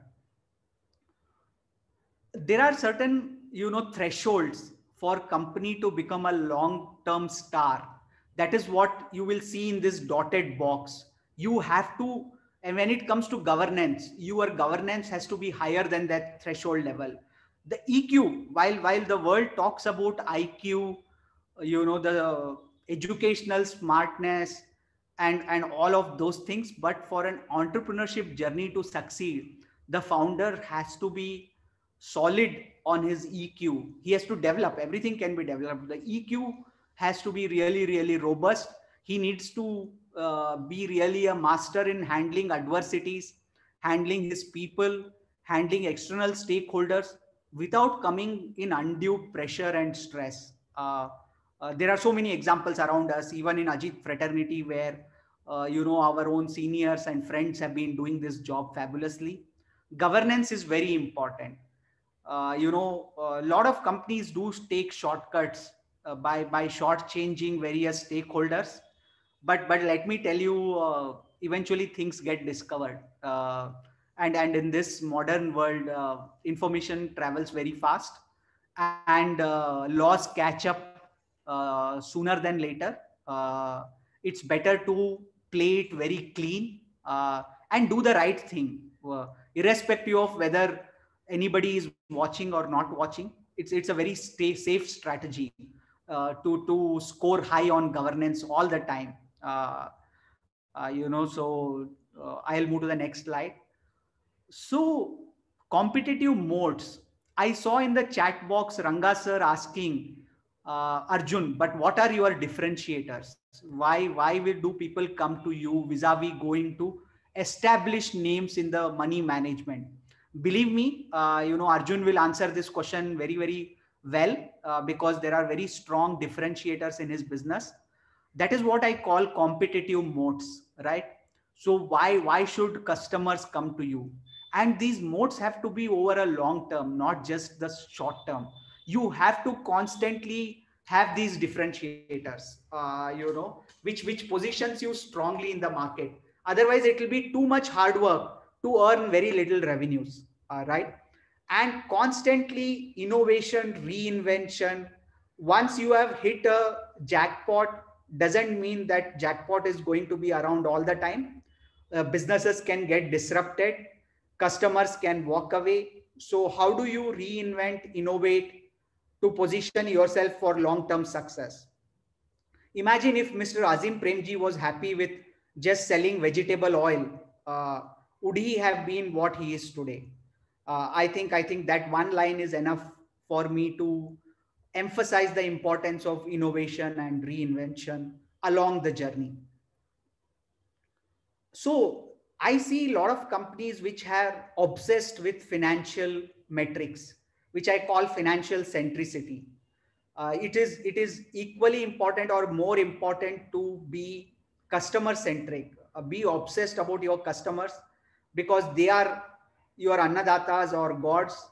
The more obsessed you are, the financials will get taken care eventually, sooner than later. I think, if I remember correctly, the great Henry Ford said that if you are obsessed about your customers, in the long run, you will make embarrassingly large amount of profits. I think that line should suffice. So the organization culture and stakeholder management. So are you focused on creating the right culture? With right culture, I mean rewarding meritocracy in the team, not just go by, the so-called tax around your employees, but the real performance. Do you have clearly defined, processes, rules, which make everybody feel that yes, the game is being played by rules, not in an arbitrary manner? Are you Samir. continuously rewarding? Yeah, I think, have we reached the time limit? Yeah, Samir. So sorry to interrupt you. Try and Yeah, conclude. I'm on the We're running last out of time. slide. Okay. Yes. Thank you. Yeah. So the culture that you create, in the long run, and meritocratic culture, rather than just managing stakeholders in the short term to create value. I think those, I believe, set the company up for long term success. That brings me to the end of this presentation. Over to you, organizers.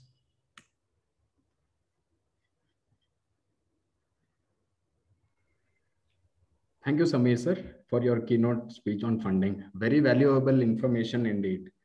As to do we need it? If so, when, how, do's and don'ts of fundraising. I'm sure those entrepreneurs who are looking into it are very much benefited from the points that you made. Thank you very much. Now we are heading on to Q&A. But just before that, we have a quick poll that we'll be launching for all of you guys. You need to go through the questions. We'll just launch it. Yeah. So here's the question. At what stage is your business in? One, idea stage. If you're still working on an idea, click idea stage. You have started working on a minimum viable product growth.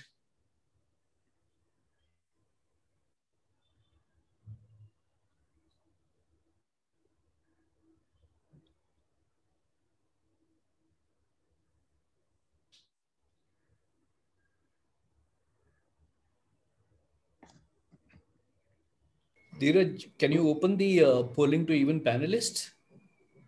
No, sir. Okay.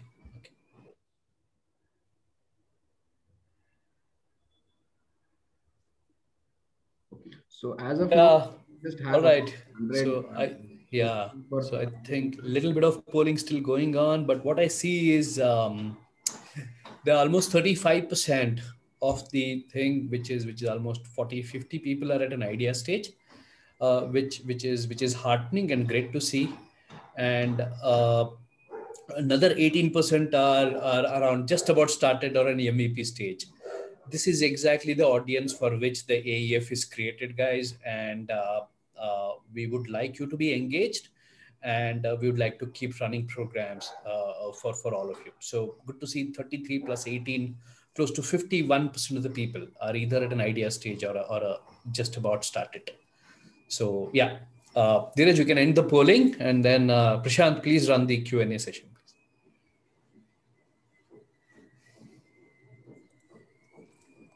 Sure, sir. Can you hear me?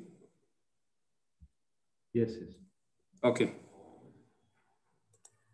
Hi, good morning, good afternoon, and good evening for people who are attending from overseas. My name is Prashant, rule number 2377, Vaisal House. I belong to 1997 batch. I am the founder of GoWise Technologies. We provide technology consulting for fashion brands. And I'm also co-founder for another business, RiseWorks Labs, mainly into co-working spaces. So we have heard great talks by young Ajit entrepreneurs, very inspiring and detailed insights of running and growing the business. So for next 10 to 15 minutes, I'll be moderating question and answers. We do have a few questions for all the panelists. The first question is for Arjun. The question is from Ranga sir, roll number 1418. First of all, many thanks for sharing your journey with us. In such a competitive environment, what separates your offerings from the rest? Arjun, can you take up this question? Yeah, hi.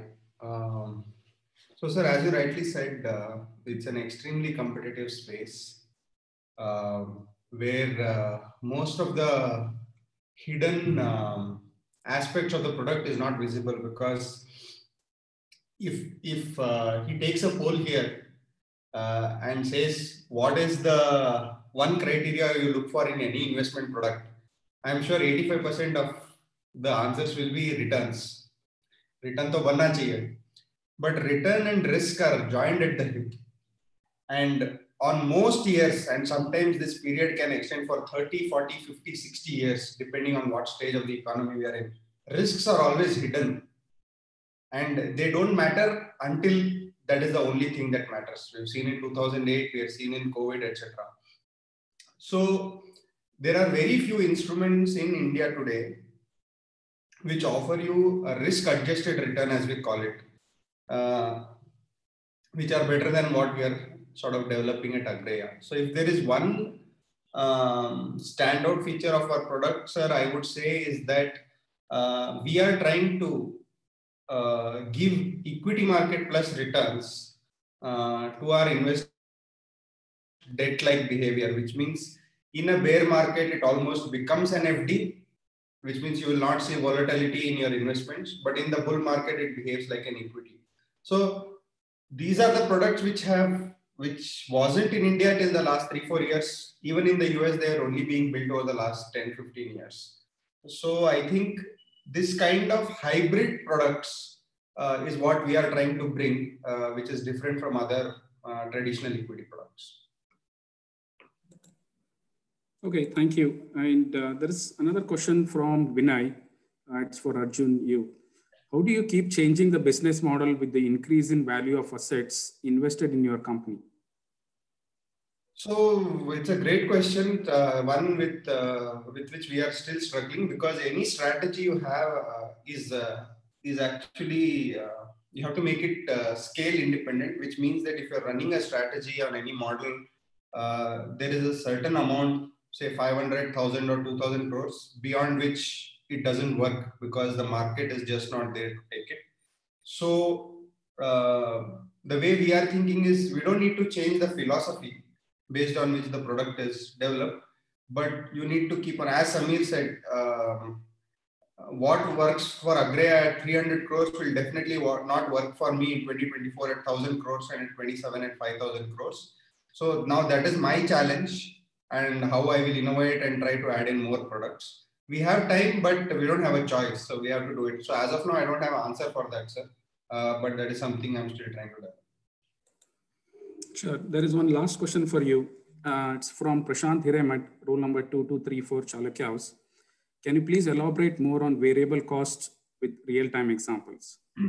Yeah, sir. One simple example would be our promoters' own salaries, right? So in the beginning, when we started Agreya and we had funded it off our own savings, we had a simple model that for every 25 crore increase in AUM, we will take, say, a 50K or a 1 lakh salary.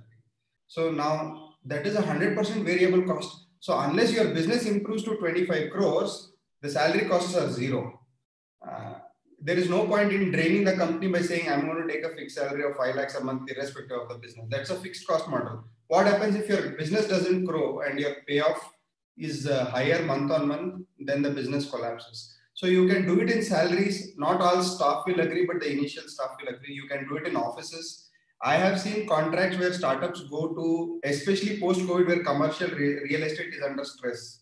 I have seen rent negotiations where you say, okay, I'm going to pay you X rupees a month rent, but back-ended, 3 years down the line, 5 years down the line, that X can become 1.3X, 1.4X, etc.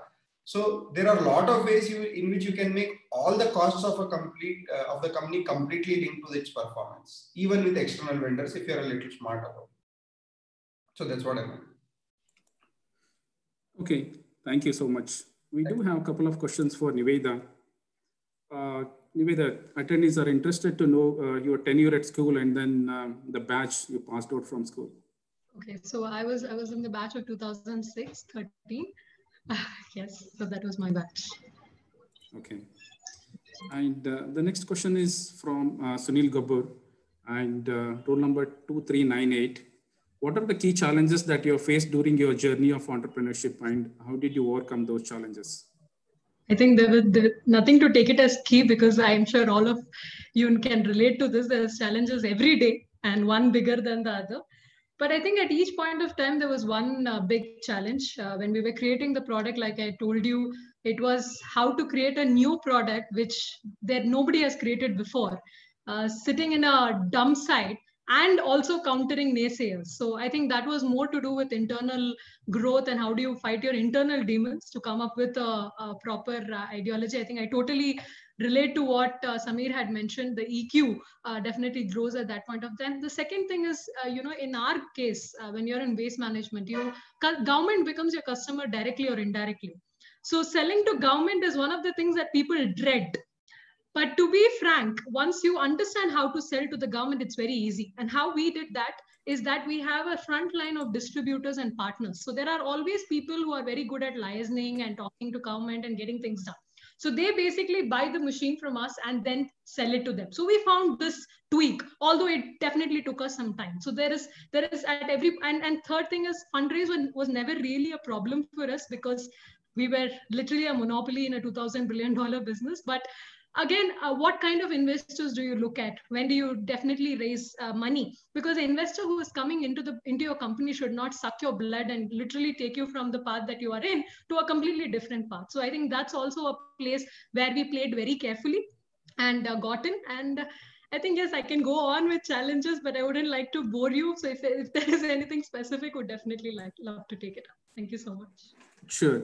The next question is from Ranga sir, 1418 Alisha House. While there is enough market for you primarily in India, so do you have plans to extend your business outside of India as well? Yes, I did not touch upon it, but we are already partnered in 4 other countries, including Indonesia, Abu Dhabi, Singapore, and Malaysia. And if not for COVID, we would have already launched our plants there. But hopefully by the end of this year, we will be launching in these 4 countries. That's good to hear. And the last question is from Sudhindra Shirgupi sir. And he's asking, do you have any setup in Mumbai and Maharashtra? What are the initial investment costs and then operating costs? Yeah. So can you hear me? Yes, we can hear you. Hello. Yeah. So yes, we do not have a setup in Mumbai yet, but we are soon going to be having a setup with one of the waste management, huge waste management companies there, maybe in the next 2-3 months. The initial setup for the smallest unit that we have is 26 lakhs and the operating cost is 25,000 per month. So hope that answers your question. Yeah, that is one interesting question from Mahesh Gadge, 2696. He's asking, is there any approach towards changing human behavior with rewards of waste segregation prior to the role of tech play?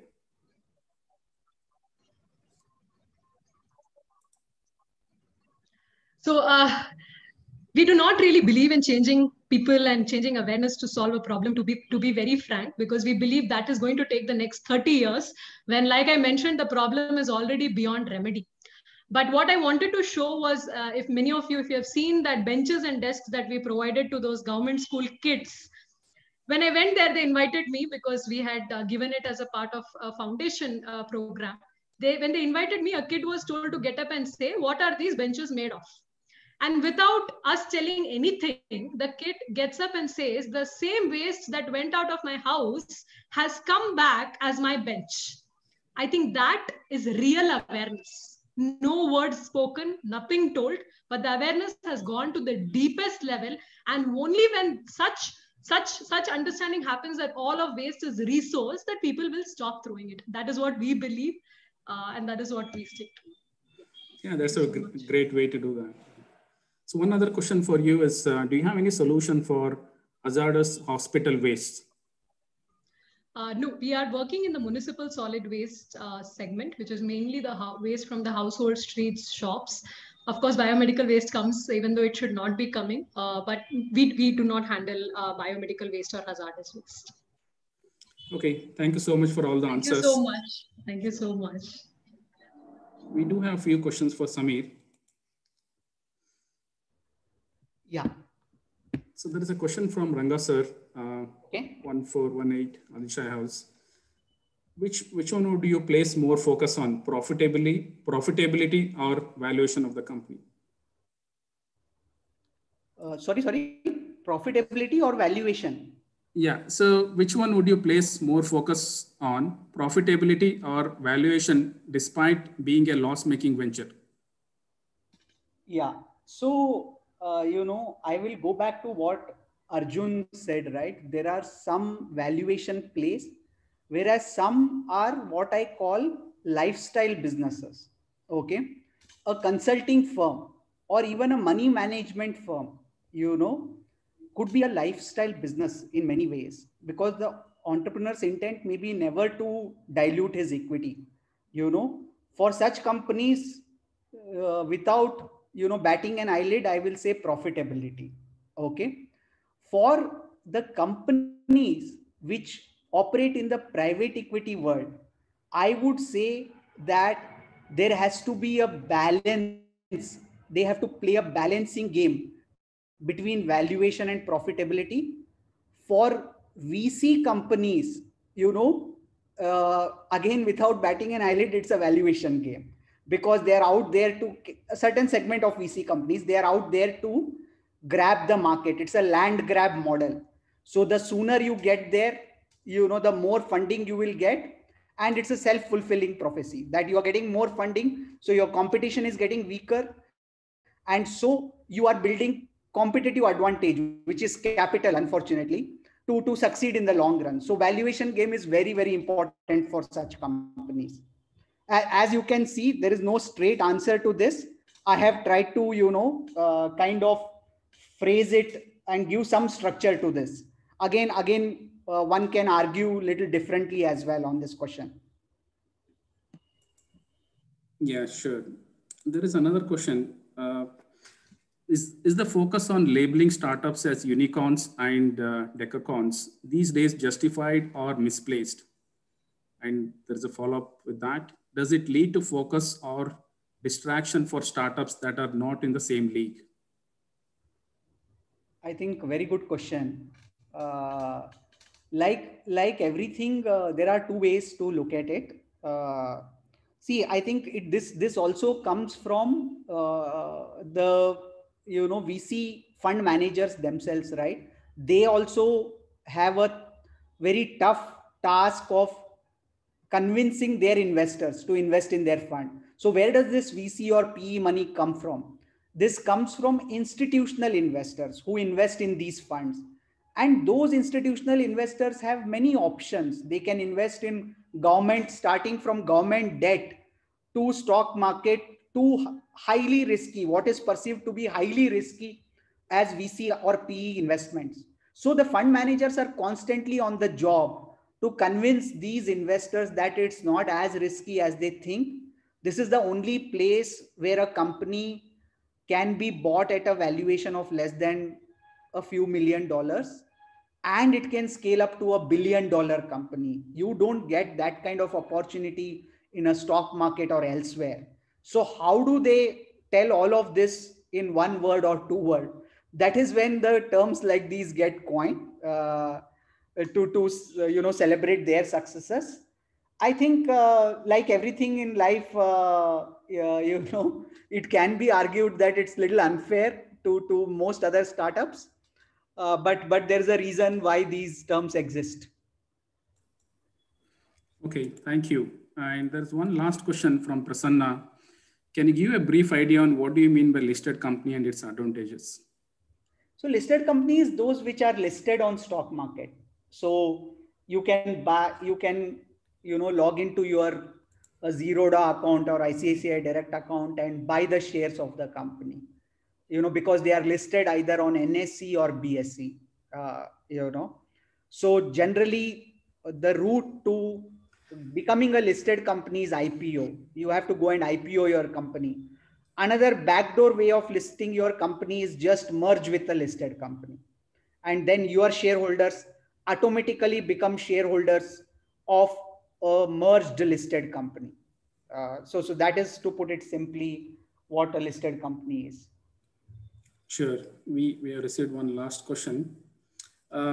Some tech startups gain huge valuation in very less time. And it's easy to sell stake and make money in India rather than working on profitability of the company. Can you please elaborate on this? So, the assumption here is that people will just buy your shares at any valuation. That's not true. The valuation, if one has to play valuation game, there is no other way to play that game than to build something which will be deemed valuable. Okay. Of course, eventually those perceptions and the value may change. Okay, but that is the risk that a VC world is willing to live with, because they work on a portfolio approach. They back companies which are perceived to be attractive. They will not back something which they believe is a dud, right? So they believe that it's a fantastic company. That's why they are buying shares at a certain valuation. But they are also cognizant of the fact that some of them will not turn out to be the way they expect. So how do you set yourself for being perceived as a valuation company, but that company becomes a dud? It's a very hard thing, right? So, and secondly, as a founder, you are getting a certain valuation, but if you want to sell your shares, then the VC will run away. They will say, boss, why should I buy stake in a company where founder himself is a seller? He doesn't believe in his own story. So it is not easy to just sell and run away. Yes, there is a way to sell and run away, is build something which will be perceived very attractive by other companies, and those companies buy you. And then as a founder, you have a certain path to exit. If they say, okay, you can exit on day one, if your intent is to exit, great. I mean, you got your exit on day one itself. Otherwise, you will be required to stay there and create value for some more years. So to cut the long story short, it is not easy to play that game. Okay. It may be easier to actually, create value in the longer run. Yeah, sure. So we are running out of time, and we'll take one last question. This is from Arjun Muttana, sir. What, what do VCs charge and how? VCs charge and how? Okay. Yeah. Sir, VCs just get stake. To put it very, very simply, they get a certain shareholding in your company in return for their investment. After they invest, they don't charge anything. They make their exit by selling their stake. They try and build a valuable company by partnering with the founders.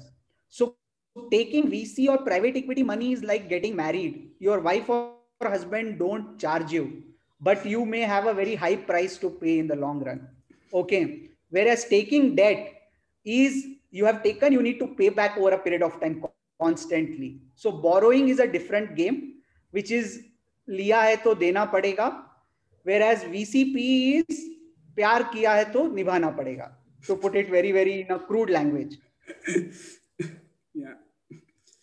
Thank you there so are much many for things all. that you need to do if you take VC money. So paying them on a regular basis is not one of them, but there are a lot of things that you need to do to ensure that they are happy. Yeah. Thank you for all the answers. Thank you so much for speakers. There is one question for Milind sir, and the question is from Chandrasekhar Bhandari, and he's asking, how do you manage your work-life balance, and what are the key insights you can provide audience? Sorry, this question was to whom? I was just reading the comment. Milind sir. Okay, yeah. So CRB. I think one of the ways that I have learned in terms of work-life balance is actually calling it as work-life harmony. The moment we look at it as a Western culture wherein the balance is, okay, work decreases and then life increases and life decreases, work increases. It's not really a balance. It's actually a harmony. Think of it as a tabla plus sitar plus the vocalist. There's a harmony that gets created. So to me, work doesn't end and life doesn't end at any point of time other than when I'm sleeping. So they're kind of intermingling with each other. And that's how I try and create a work-life harmony and not really a work-life balance. So yeah, a slightly deeper question. You and I can take it offline as well later on. Yeah, thank you. Yeah, that's it. That's it for Q&A session. In case if your question is not answered, please don't worry. We'll make sure we answer it back. What we'll do is, I think this is precisely the reason why we have launched Ajit's.biz as a portal. There are questions against specific topics. There are discussion forums. So obviously this is not one day. I know many people have many, many questions. So go ahead and register, log in, keep your questions there. We will ensure that they get answered. In the interest of time today, we would like to end the Q&A now. Thank you so much, Prashant, for conducting this. Dheeraj, can we run the second poll now? Yes.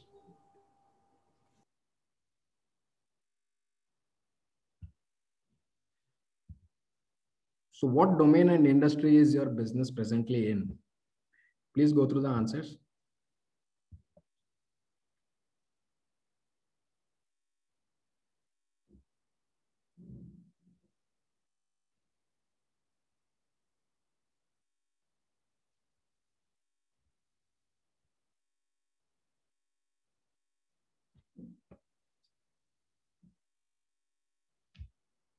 5 more seconds for you to vote.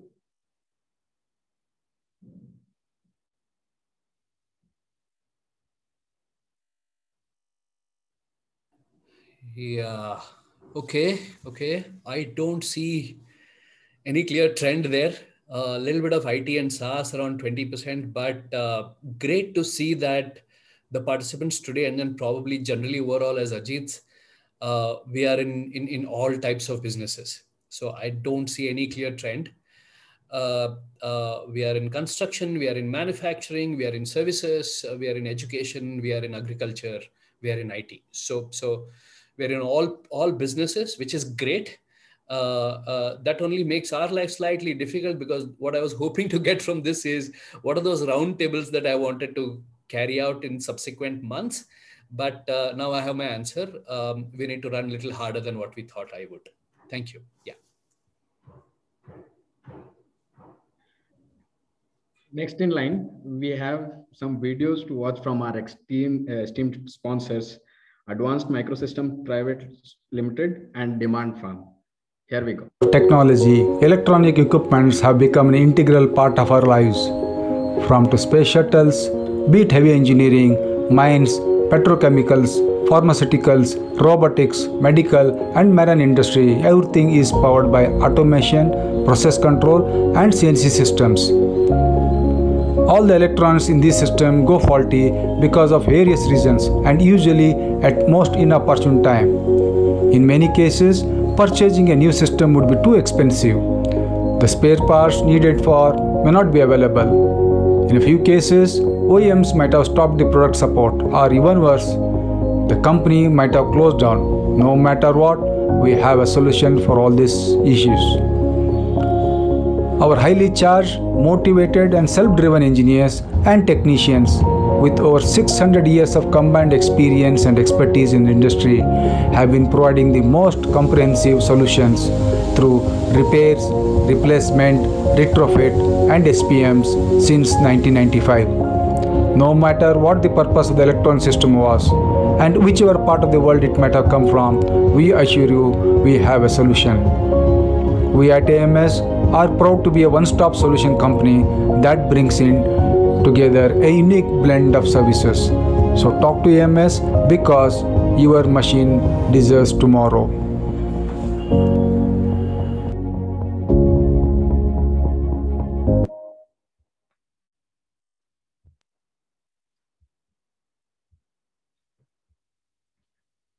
Thank you.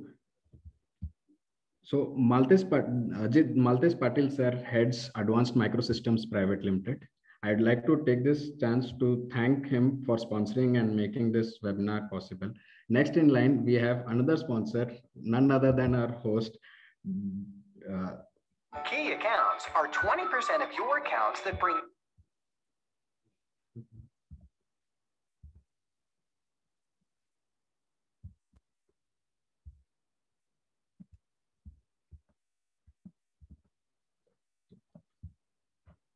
So next in line, we have a video from Demand Farm. Here we go. 80% of your profit. Today, for key account managers, the account plans are in PPTs, account financials in spreadsheets, opportunities in CRM, and contacts and relationships in somebody's head. Basically, key account data is just all over the place. So, how do you make this easy? Introducing Demand Farm. You see, the sales process is not a funnel. It's actually an hourglass. You need to identify your big accounts from the small and treat them specially, because that's where all your profits lie. And how do we do that? With features like white space analysis. You can see the bigger picture and map out the multiple buying centers and spot upcoming opportunities within the account. Account planning lets you collaborate with your team and build a simple yet comprehensive account plan considering the potential, relationship strength, and the competition of your key account that helps you to further manage and grow it. Organization chart with heat maps allow you to visually drag, drop, and update organization charts to get an in-depth look at all client relationships with easy access to not just the people and their roles, but also the complexities of the relationship. With Grandstand, you can easily review key accounts from all angles in an easy-to-read dashboard covering all critical components for effective account management. This way, you have an all-in-one specialized tool to sow, nurture, and harvest your key accounts, which we call farming, making your relationships mature and your business flourish. So, the clients are happy, your account manager is happy, and so are we.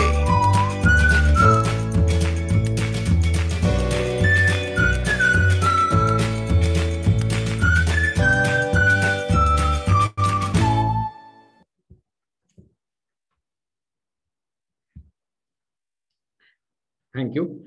Let me take this opportunity again to thank all our sponsors, Advanced Microsystems Private Limited, Demand Farm, and our co-sponsor Arjun Narsipur sir for sponsoring this event.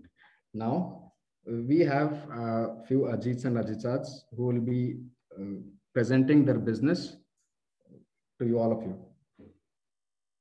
Yeah. It's time for the business showcase now. Since time is pressing, we would request everybody to stick to your time slots. The first showcase is by Ajita Dr. Ashuto Anand. So, yeah, over to you, ma'am.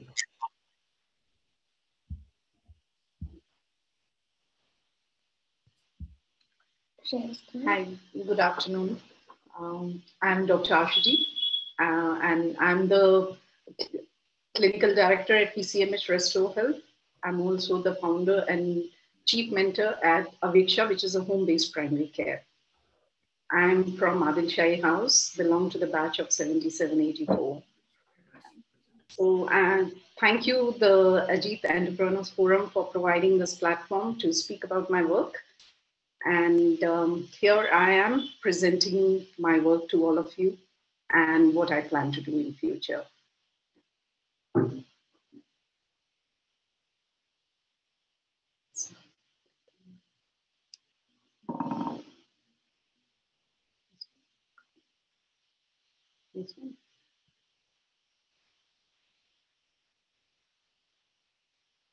I'm just sharing my slides here.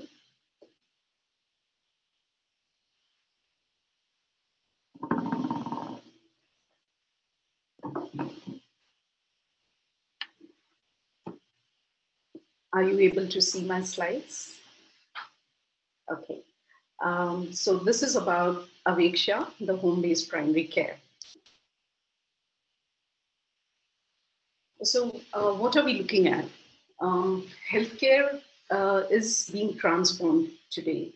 Especially we have seen this during the COVID time, where there is a shift in emphasis from the hospital to home, from a solo practice to a team-based care, and from a single system practice to an integrated practice, and some financial innovations for affordable quality care. These are some of the pain points I have listed of the patients and families and the healthcare professionals. We have a very growing population of elderly people at approximately 8% of the total population. There's a huge burden on the sandwich population, that is the population which is caring for their children and their parents at the same time. And there are children who are living in other cities of the country or outside the country. The logistics to transport elderly from home to hospital, the waiting time at the hospitals or clinics, and the difficulty in accessing washroom when they are at the hospital. These are some of the pain points which we have got from the patients whom we are seeing every day. The cost of hospitalization, access to affordable healthcare and social security, the poor doctor-patient ratio, a fragmented health system where, if the person has a headache, he approaches a neuro physician or a neurosurgeon, whereas it could be just a migraine headache, which can be managed at a primary care level. The continuity of care, where the patients do not follow a same doctor in their care. There's no insurance coverage for most of the home care. They have for the hospital care, but not for the home care. Home care now has started getting covered, but only for a post-surgical home care, post-discharge. The healthcare professionals, There is a lot of burnout of doctors. There's lack of experienced doctors willing for home visits, increasing cost, the lack of doctor bed ratio, medical records and vaccine records to be maintained. And the biggest is the dignity of death. Actually, dignity of death is a healthcare professional's pain point as well as the patient and the family's pain point. What are we trying to do? Home healthcare is currently estimated to be about $5.4 billion industry and is growing at the rate of 15 to 19% per year. Data suggests that home-based primary care is the most effective delivery of healthcare services. The problem is the insurance coverage of home-based care, difficulty in access to restricted and affordable medications. Here, restricted, I mean to medications which are opioid-based, which cannot be accessed easily by patients who are in need of it. Inability to manage a hyper-stressed individual. We spoke about some family work balance, and Milind said family work, not just the balance, but the harmony, right? What are our goals on addressing these pain points? We are transforming from hospital to home care, and how to make this as affordable healthcare through integrated medical teams at the comfort of people's home. So our teams are doctor, clinical pharmacist, nurse practitioner, physiotherapist, a counseling psychologist. All this together cuts down the cost to the logistics, waiting time, and admissions to the hospital. Access and availability of healthcare devices and services at the doorstep. Empanelment of patients to reduce burden of healthcare provider. Empanelment of patients is where one doctor is empaneled with a group of patients where which allows continuity of care to the patients. Understand and help minimize the caregiver's burden, because when we make a home visit, we see that it really helps in reducing the burden of a caregiver. It could be a child, it could be the grandchildren who are caring for their elderly people. Leveraging technology component where we can capture the data, analyze, and use this for policy changes and insurance coverages. We plan to target 5% of this $5.4 billion market by March or April 2021. This is our target population. They are mainly elderly, homebound people, physically dependent people, terminally ill people for the end of life care, the sandwich population, which I spoke about, immunocompromised patients where they are suffering from cancer, renal failure, cardiac failure. Actually, anyone who is in need of home care. The invisible population, which is the frail or seriously ill adults or children, because we also see some children who are suffering from some genetic disorders with physical dependency and makes it very difficult for parents to bring the child to a clinic or a hospital for minor ailments. This is the map of patient care which we have covered. We started Aveksha about 2 years ago, exactly, actually. And we have covered more than 1,570 home visits since the last 2 years. We have about 650 individuals whom we have seen. So 1,570 are the visits which we made, and 650 are the patients who are empaneled with us. We take pride in saying that we have a 96% retention rate. That means if we see a patient once, we are called back to see that patient again. We provide care from cradle to grave. The current capacity of ours is 125 to 150 home visits per month. This is the map where you see that the Bangalore is about 700 square kilometer area, but our team has covered nearly 1,050 square kilometers. We have patient in Dodbalapur. If you can see there, we have gone to Kanakpura. We have seen in Hasargata. So we have covered all the corners across the city. And yeah, this is our integrated practice model. Our core values being empathy, patient-centeredness, or the family-centeredness, integrated team-based care, a holistic approach to the care, and humility, which is very important at a home care. The three cornerstones of our model is you have the clinical practice, which is the home-based care. We have the training where we train people in providing similar kind of home care with who carry the same value forward. We have fellowships, internships, and career mentorship for students who are in schools like 10th and 11th, 9th and 10th standard, where they are planning to become doctors or nurses or pharmacists or any other clinical specialty, even psychologists. And we have the third cornerstone is how we can integrate home care in the health system.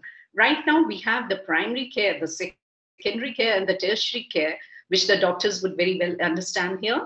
But for everyone, it is the primary care is what we normally see is the primary health centers or the community health centers, which are mostly in the rural area. We have in urban areas as well for the poorer population. And we have the secondary, which is the hospitals with specialties, and the tertiary care, where you have the super specialty and the teaching hospitals as the tertiary care. But we do not have home care in any of this system. So we want to bring this into the health system. And how do we do that? By what we have done in the last 2 years, we are also writing on that, scientific papers, publications. So the data, which can be, like I said, we can use it for either for the insurance or policy making. And we have how we can integrate this into the health system. This is our team. We have Dr. Ramakrishna Prasad, who's the founder and director of PCMH Restore Health, and which was started about 3 years ago. We have Dr. Pratmesh Sawant, who's a clinical pharmacist and co-leads this Aveksha home-based primary care with me. We have Dr. Praneeth, who's a HIV lead physician here at PCMH Restore Health. Varsha Sridhar, who's the co-founder and chief enabling officer for the MSCH. MSCH is a molecular diagnostic lab. We are right now doing COVID testing at BMJH, that is the Bhagwan Mahavir Jain Hospital, where we have the lab. And in the last 6 months, we have done more than 2 lakhs testing of COVID patients. We have Dr. B.C. Rao, who's a renowned family physician and is our chairman and the chief mentor at PCMH Restore Health. Dr. Stanley McAdam, who's a legend in palliative care, is our mentor. Swati Balasubramaniam is a primary care counseling psychologist in the team. Ramya is the practice manager. Kolis is the physiotherapist. And we have Advocate Prasanna Bhagwan, who's a tech lawyer. This is our team, and this is our collaboration with various places and various people. Karuna Trust, the Transdisciplinary University at Yelahanka, IIM Hospital at Yelahanka. We also have tie-up with the NGOs like Swasti, which is a health catalyst. The AFPI is the Academy of Family Physicians of India, the Indian Pharmaceutical Association, and many others. This is a financial model which we have come up, which we want to promote and expand our model to other cities in the state and other cities across the state. That means across the country. We have an annual package of 14,750, which has 9 home care visits per year. The annual package 2 is a standard one, where you have 13 home visits per year with some teleconsultations and follow-up. And we have the annual package, which is a premium, which is the 74,500 one for 25 home visits per year. And all this is done with an integrated model where you have all the different people providing home care together. So it's not the physician alone traveling to the home, but as a team with the clinical pharmacist, the psychologist, the nurse, And the senior physicians are there as a mentor at the backup. We have a monthly package of which is the buddy package, and just 15,000 for 12 hours of personal assistive aid support.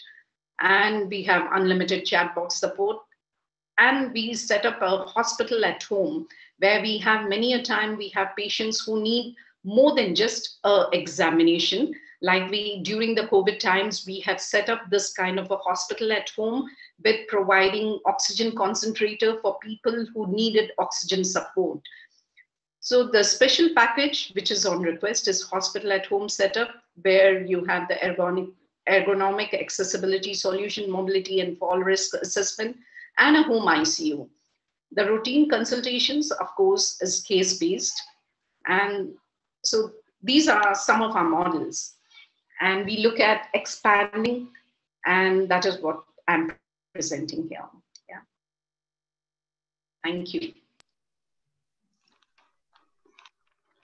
Thank you so much, Dr. Ashish. It was wonderful and informative.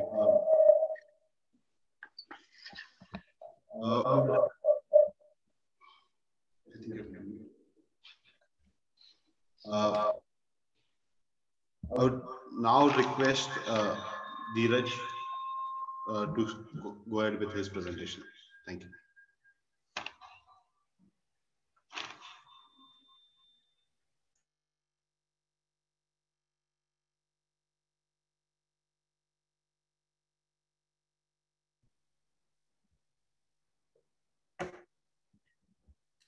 Thank you.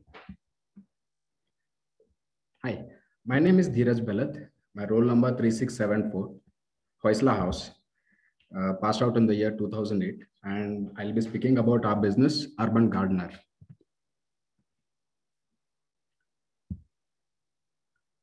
So we love plants. We all love plants. And as many people like plants and greenery around, it is indeed a very soothing experience.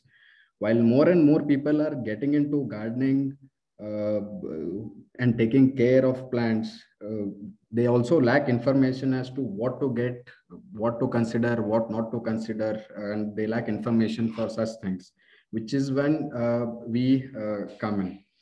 So many people ask us as to what are air purifying plants, what are those plants which climb up the wall, what are those plants which are creepers, what plants we often get questions as to there is a very low light condition in one part of the house, but I need to consider plants there, what will work? And some questions like continuously traveling couple who go off away from their house for weeks together, they don't want to come back to dead plants.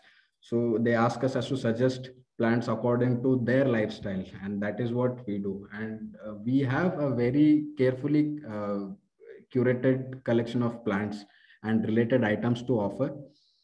We do potted, rare variety, house plants, succulents, bonsais, decorative planter stands, garden accessories, and manure as and when needed. But in order to cater to more number of customers over time, we did last year, we introduced a pretty interesting concept called Plants on Wheels, where the first of its plant trucks we introduced in Bangalore. And these plant trucks consistently visit residential complexes, IT parks, high streets, and event places across Bangalore. And we have been doing this for 6 months. People absolutely love them. They take pictures and they do share and ask people to buy.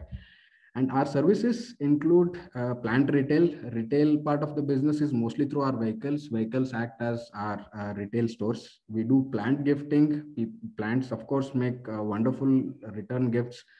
And very recently, we came across a couple of hospitals who wanted to keep plants in every patient's bed. As soon as one patient gets admitted, they wanted to keep plants in the room so that the patient can take it while going. And return gifts for other events, marriage, engagement, birthday parties, they definitely work well. We also do take up house garden setups, balcony setups, live walls, plant rentals for events. and corporate gardening projects, and maintenance and subscription, annual maintenance and subscription packages, etc. So what our customers say, and over the past 6 to 7 months, ever since we introduced this vehicle model concept, we have seen a change in the buying behavior of our people. Those people who used to buy from either online, or they found time sometimes during the weekend to buy from the local nurseries.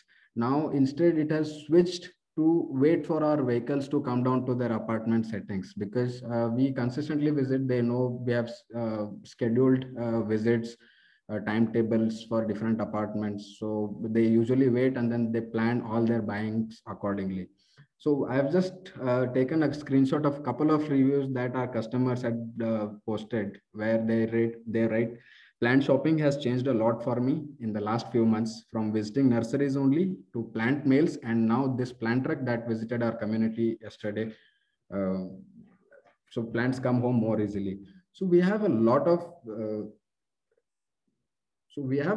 these buyers who consistently come back to us, call us, to so that they can plan their work related to their gardens and plants accordingly. And just people love the experience and buying convenience of this whole thing. So over this time, our vehicles, on an average, consistently, each of our vehicles interact with over 100 to 150 customers every day per vehicle. And we have seen that those people who started with us have gained, like, there is sufficient increase in interest towards gardening, because it's not just that we sell soon after we give plants. We make sure that we stay in touch with our customers to see how the plants they're doing, how the plants are doing, and just in case they find any problem while taking care or maintaining plants, we are always there to help them out. And just to give you some facts, 95% of our buyers are women mostly, and aged between 25 and 45. And until now, we have visited more than 75 apartment buildings, like residential complexes across Bangalore.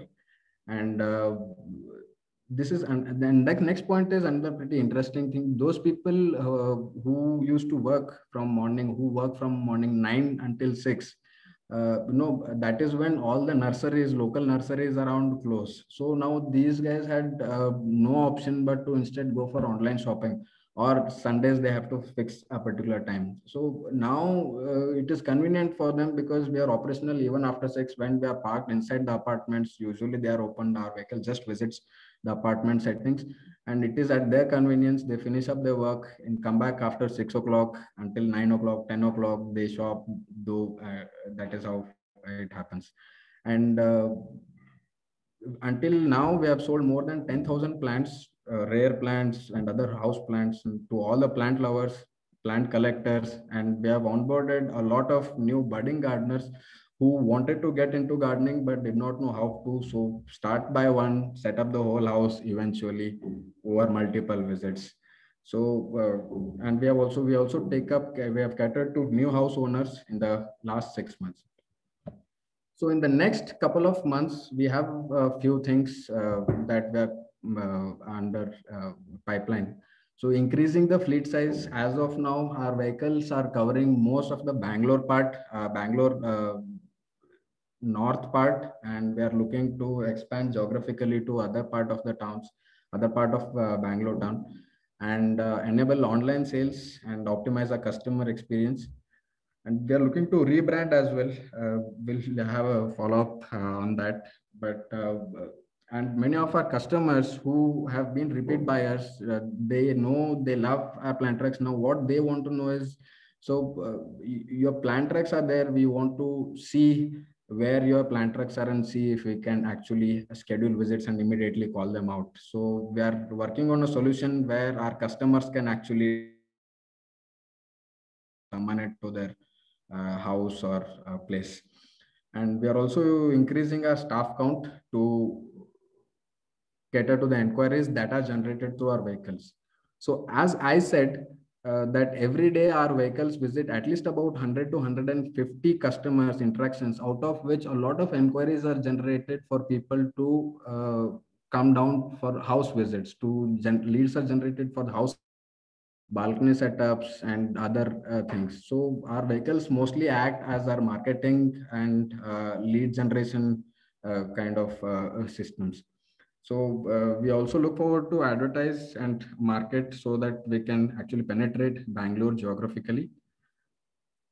And we want you to know all this because we are looking for, since we have this growth plan under structure, we are looking for people who we can connect and work with to execute our growth plan. We are looking for growers. Until now, we have been buying from 10 to 15 different farmers who grow specific plants that we are looking for. We are looking for technologists who can help us systemize this whole thing, and also some growth specialists. So other than that, you can always contact us for plants, and book our plant trucks for birthdays, housewarming, engagements, wedding return gifts, office visits, apartments, and anything. And you will rest assured, from potted plants to succulents, bonsais and saplings, we have got them all, and we'll help you out.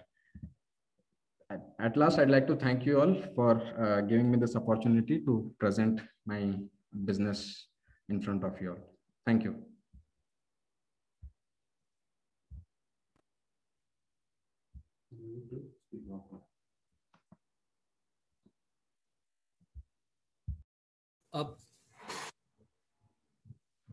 Okay, Santosh, I think our next showcase was from Rajiv Hurlikoppi. I don't see him in the panelist. If he's part of the audience, please raise your hand or send me a message. In the meanwhile, Santosh, can you go ahead with the next one? Yeah. The next presenter in that case is Sagar Kamble. Sagar, please go ahead and do your presentation, please.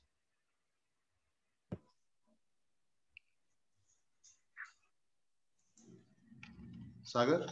Yes, sir. Yes, sir.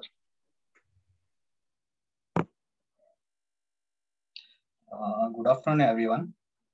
Myself, Sagar Kamble. Wait, let me select the screen.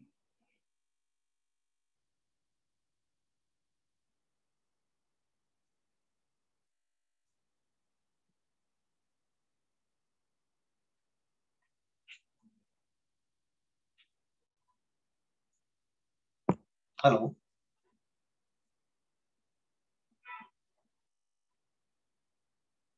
Yes, Sagar, please go ahead. Yes, sir. Yes. Is the presentation visible? Yes. Okay. Yes. So actually, myself, Sagar Kamble, roll number 3568 from Vijayanagar House. Actually, I'm passed out from 2000 to 2007 batch.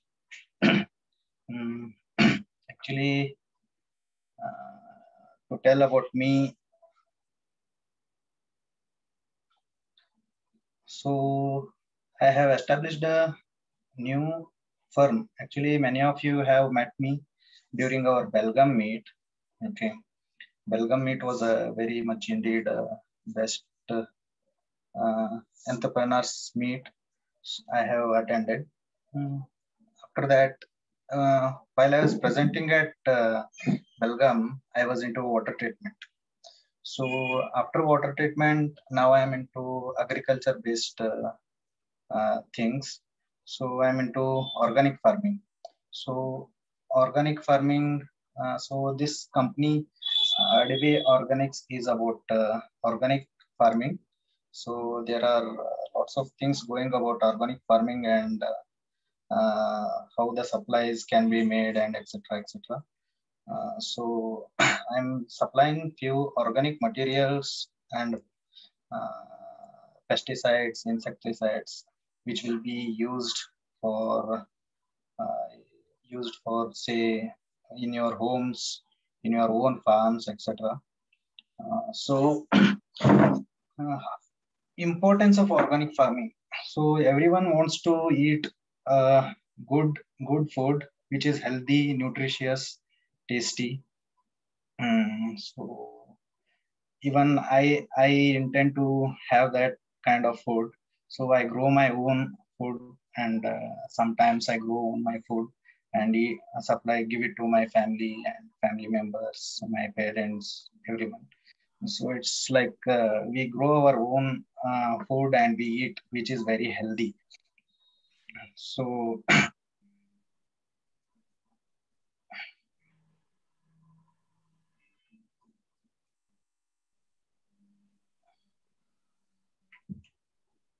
so it is very important to have organic food, and in coming days organic farming is going to be very much important to everyone. So I am into organic supplies like vermicompost, neem oil, and neem cakes, organic uh,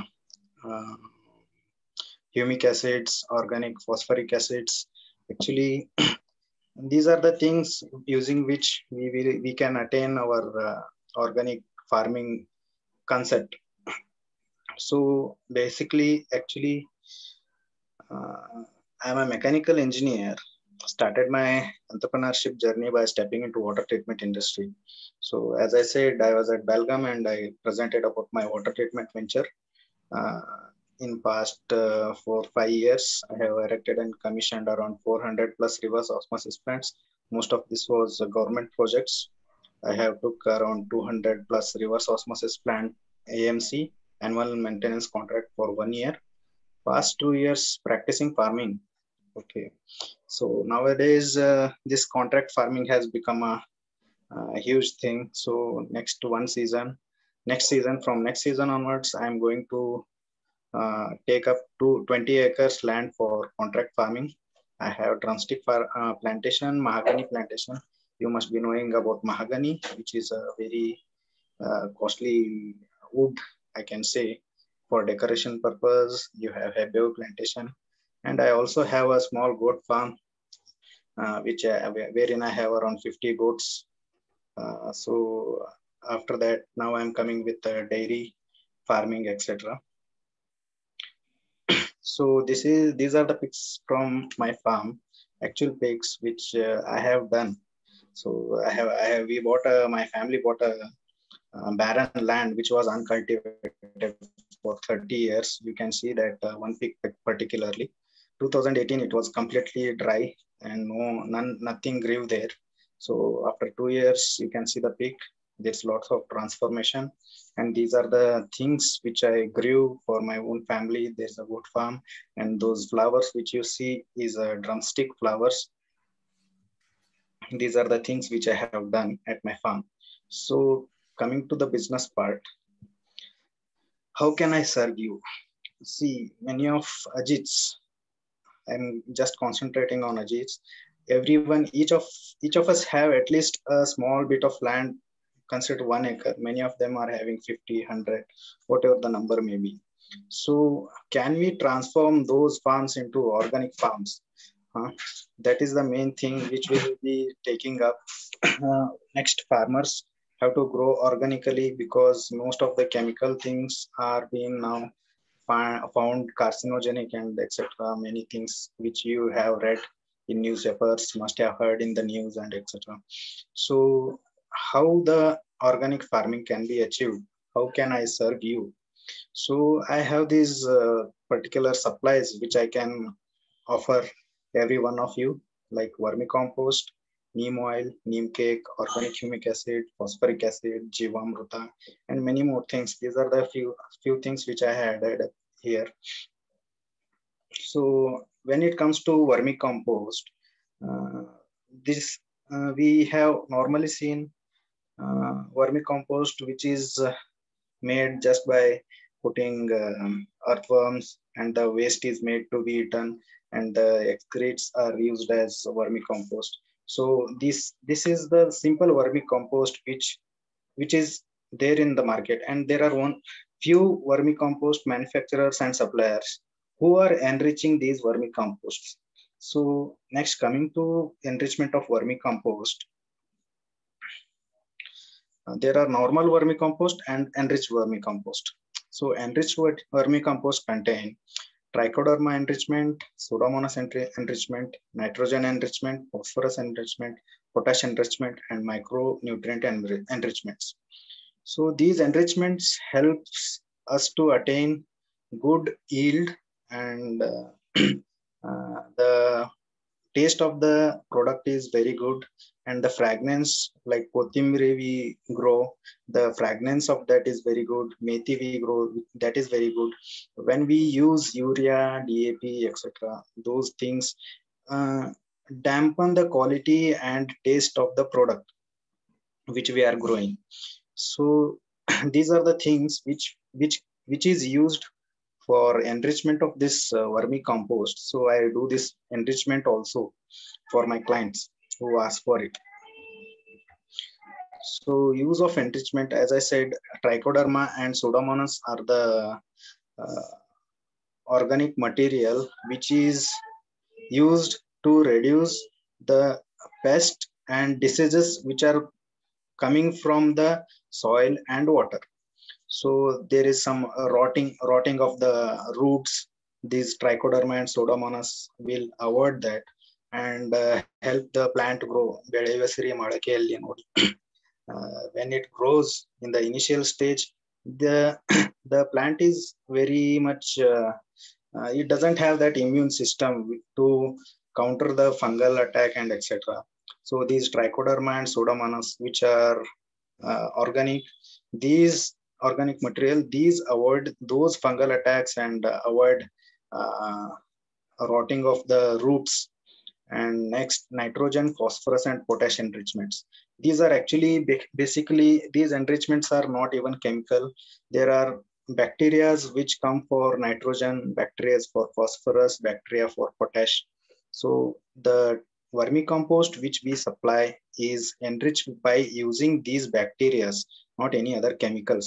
So when this enriched vermicompost is taken to the farm and put under the plant, so the bacteria which are present in this vermicompost starts eating and taking up the nitrogen, phosphorus and potash and many other things available in the environment around the plant itself and supply it to the plant. As we all know, most of our climate environment is made up of nitrogen. So these bacteria fix the nitrogen and supply it for the plants, and the plant grows very well. So likewise, we have also micronutrients which help in better growth of the plants and trees and ultimately yield us good fruits. We also do this micronutrient enrichment also. And there are other services which I can offer. Water quality management at your farm. Many of your farms have bore wells, open wells, wherein water is mostly hard water, alkaline. So we can guide you to how to reduce those, because using hard water and alkaline water, these all things affect your yield ultimately. So when it affects, the farmer feels he's not getting the good income, even though he has irrigated large land, he has lot of water, but still he is not able to get the good yield. There is some problem with his water or problem with his soil. So I offer those kind of water quality and soil management things. Next, marketing of agricultural produces. Consider if Sagar, an may I Ajit. request you to hurry up a little bit, Sagar? Yes, Sorry. yes, sir. I think there are only two more slides. The agricultural produces can be marketed through me for better prices. I can offer better prices, and I am directly connected with the exporters. And if you have good produce which has got good quality and good large quantity, so I can handle those things. Marketing your produces from your farm. And next is I deal in spices like cloves, cardamom and black pepper, as these are the things which are grown mostly in South Indian states. So I supply these into North Indian states, wherein people are interested to have spices from South India. And next is dry fruits like cashew and resins. Resins is like dry grapes. As you know, I stay in Bijapur, and Bijapur is rich for grapes and dry grapes. So I deal in these things also.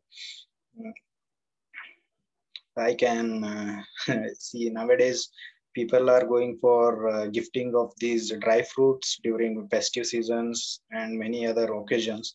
So I can do this supply of these gifting of these dry fruits uh, to you and to your customers.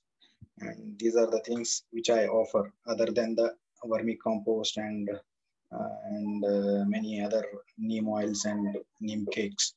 So one more thing which I have to add is people are asking for new ventures, new ideas. So I think I have not included that slide in this uh, presentation actually, but I call upon many doctors because I have a land wherein lot of scope is there for hospital. There is need of hospital because there are around 2 to 2.5 lakh people who are away from the city, around 25 kilometers, and from there they have to reach a good hospital.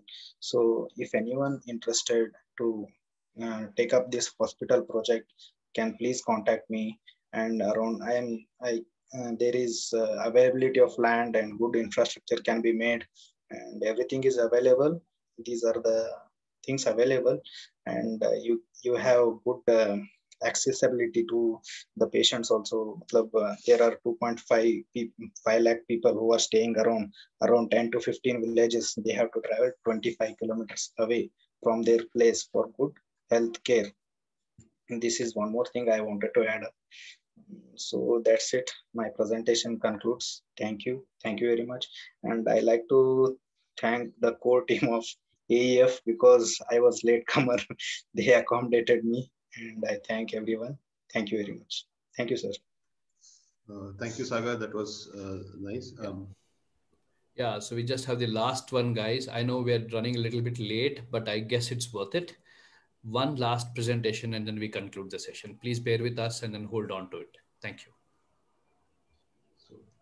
So over to Ajit Rajiv Hurlikope for the next presentation. Thank you. First, I would like to thank Milind for accommodating me. And it's a pleasure to talk to fellow Ajits.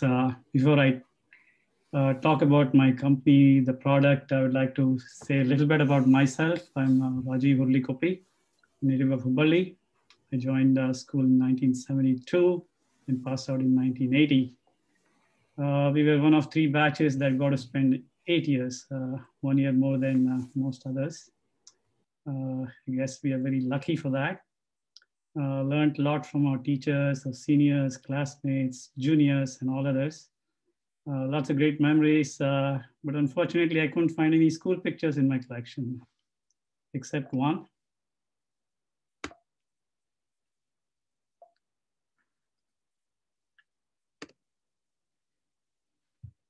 This was technically 2 weeks after I passed out of school. I had to go, this was my second attempt at SSB in Bangalore SSB. This was 23rd of March, 1980. That's me there. That's the date. Obviously, I didn't make the cut. I ended up at Surathkal. I did my engineering there, worked for 2 years in Bangalore, then been in the US since 1987. By trade, I'm a chip designer, hardware engineer, but my startup that I'm going to showcase today is all about software. So I visited school back in 2004. Lots of memories there. This is in color, of course. It was black and white in my days. Okay. Like I told earlier that I'm a hardware designer by profession, but I dabble in software. I joke with my fellow developers here that I just know enough software to get into trouble, but not an expert to get out of it. All the software work is done by my colleagues here.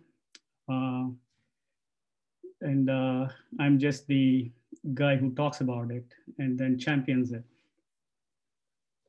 The name of the company is HST Systems, and our product is called Wonder Card. The tagline goes, your phone is your business card. I carry business cards. I'm sure you all do too. Unfortunately, you just don't have them when you really need them.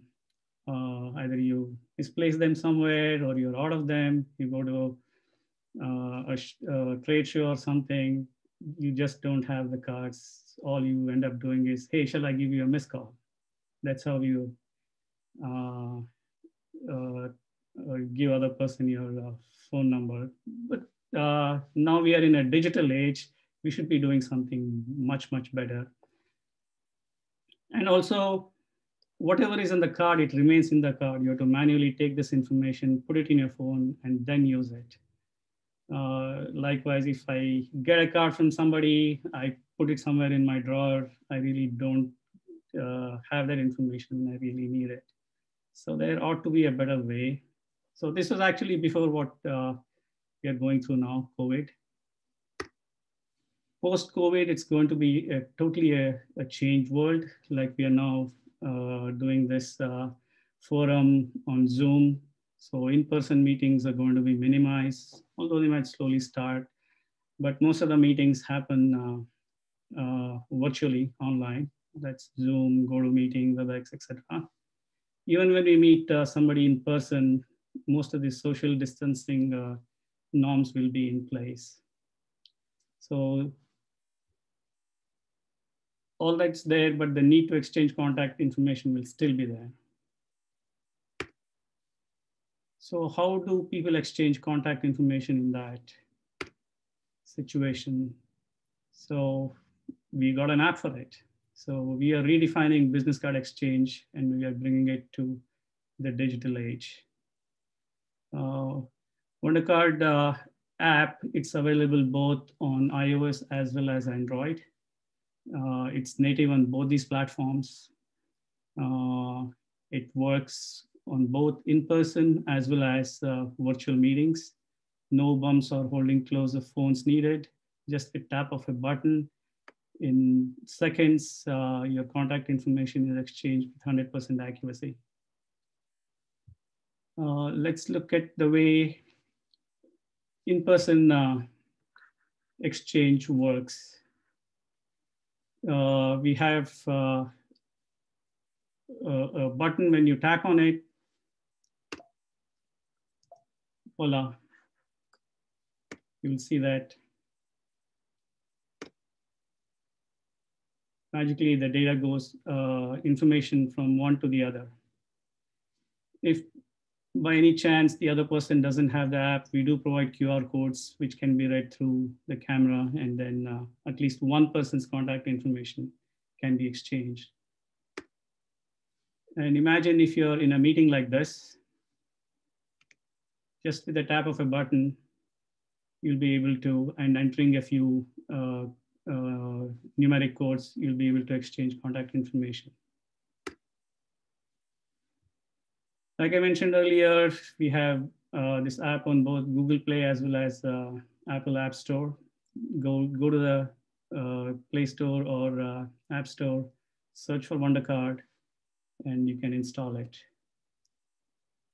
You'll go through a one-time SMS-based authentication. It's just one time. After that, you don't need to do anything. And then you will enter your profile information, and then you just save. And in a few seconds, your card is ready to be used.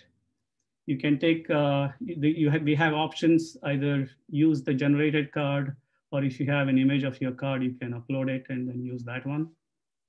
But what actually is exchanged is the data that you entered. And the other person also gets to see the card that you exchanged in the list. I'll come to that a little bit later. So in-person exchange is this one, this button. When you tap on it, anybody within about 6 to 8 feet range will be, and they also have to press the same button on their app in like a 10-second window. And when that happens, in a few seconds, you'll see a request from others, and then you approve it, and you're connected. And this this information it goes directly into your phone's address book. It's 100% accurate, so there's no OCR-based or camera-based software that reads and interprets the characters that typically the apps that you find. This is all digital, all 100% accurate information. Now we have added another feature to this app called remote exchange. Like we are in a meeting like this, you tap on remote exchange option, and that takes you to next screen where you enter. Typically, these Zoom meetings or Teams meetings or WebEx, they do have a 10 or 11 digit meeting IDs. So you just put the last 6 digits of your meeting ID here. I'm sure you can recognize this number, 586102. It happens to be our school's PIN code. It can be any 6 digit, but everyone has to enter the same code. We are refining this app on a, if you have this on a web app, you'll be able to just do it with a tap of a button. But you'll again go through the same request and approve and connect process. And then you have, this would be what I call the Rolodex of your business cards. So when you tap on each of these names, you'll see their card show up here.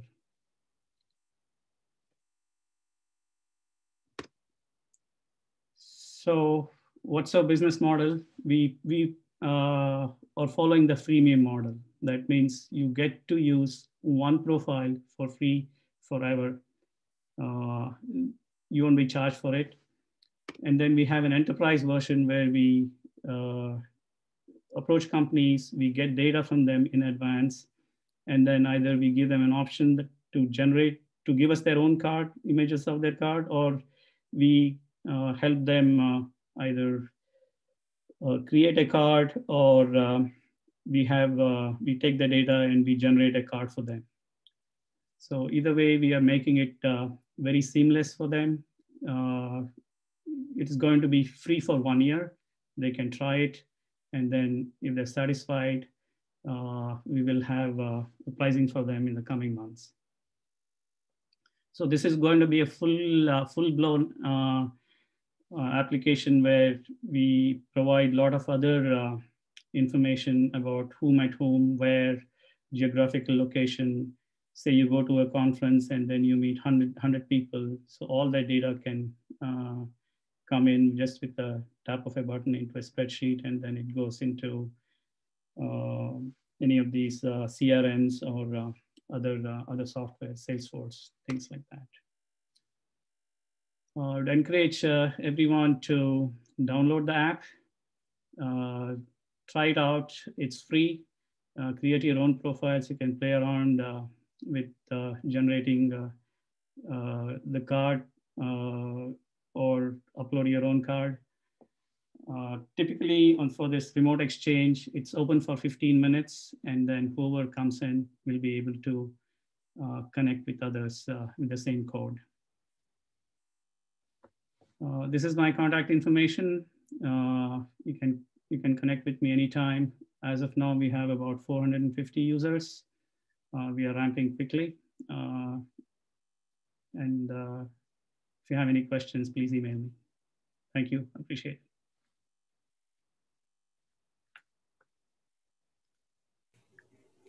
Superb, Rajiv. Thank you. Thank you so much. Thank you. Yeah. Dheeraj, yes, for the next program. Thank you, Rajiv sir. Thank you, Rajiv sir. Now, next in line, we have Maltesh Jeevan, our sir, who would be presenting his closing notes. Maltesh sir, please.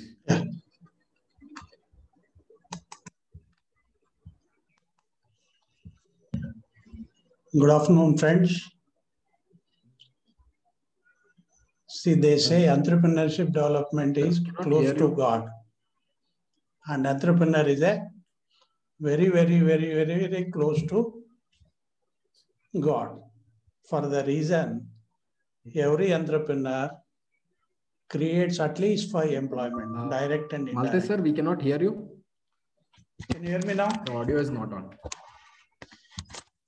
Can you hear me now? I can hear him. I can hear him well. Yeah. Good.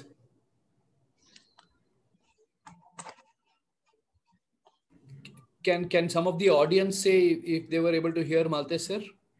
Yeah, it's loud and clear. Okay. Go on, Maltesh sir. Yeah. Good afternoon, Ajit.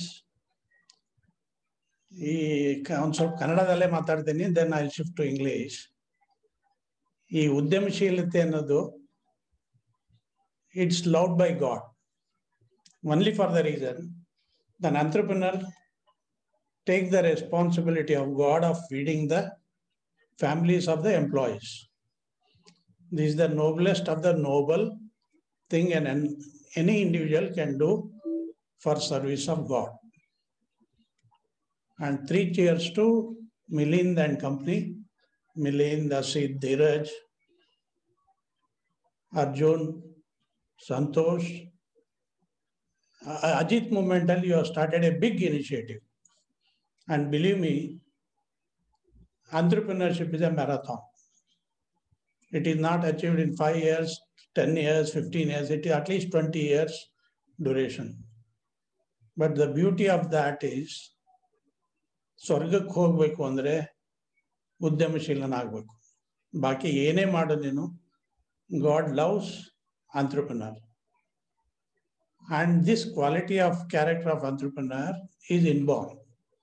Other day I was telling Asit, the best example of an entrepreneur is built into everyone is our mother. Everyone's mother is an inborn entrepreneur. And one more example I can give is the child. There is nothing impossible for these two God's creations. Now, belita, we start all reasons not to become entrepreneur. And I would continue where Samir said, life of an entrepreneur is a difficult one. But I'll give a better option. Join with the entrepreneur. Support him. Be with him. And enjoy his path. Support his path. And protect him from all devil effects. Believe me, the best thing you can do to your children is getting associated with the entrepreneur or encourage entrepreneurship. So today I would say, see this 50 years of Ajit's and all, Milind has taken a big risk of taking this responsibility of developing Ajit entrepreneurship. And as I'm telling you, it is a marathon, but interacting with Milind and others, I know Milind is very serious. And may I request all Ajits, let us do something. Alilu Seve. See, if you, those who know Ramayana, the service of Alilu and service of Shabri are remembered, though they are the smallest of the small. So God says He recognizes the smallest service to a mankind. So let us support the team Milind to develop entrepreneurship among Ajits. And I feel nice since 1 month. I do know personally how much struggle Dheeraj, Santosh, Milind, Dr. Kulgod have taken trouble in making this event. All these years, Triple A meet was for Masti, Maja, Daru, all that. First time, the young Ajits have joined together to do something good for the Ajit community. So, 3 cheers, Dheeraj and Milind, when you are in Hubli, a party from us, and may God bless you for anything. We are there. And believe me, the senior Ajits are more happy than what you people are happy. Somewhere we feel pride that yes, the young Ajits are taking Triple A to a different level. And watching this session, I think senior Ajits are nowhere compared to your IQ, EQ, and anything of that sort.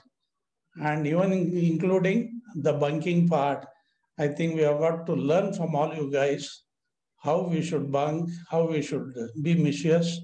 And Dheeraj, I'll join for your class to learn the tricks of trade. May God bless the Milind and company.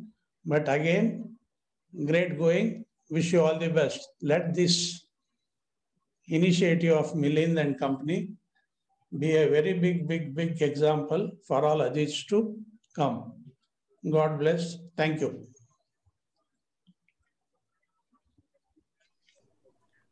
Thank you, Maltesh sir, for motivating all of us and to make us work more every day. Milind sir, over to you for your closing. Yeah. So just a 1 minute conclusion, Dheeraj. I know we're really late. All of us would be hungry for lunch. Dheeraj, can you make me the spotlight or something? Yeah.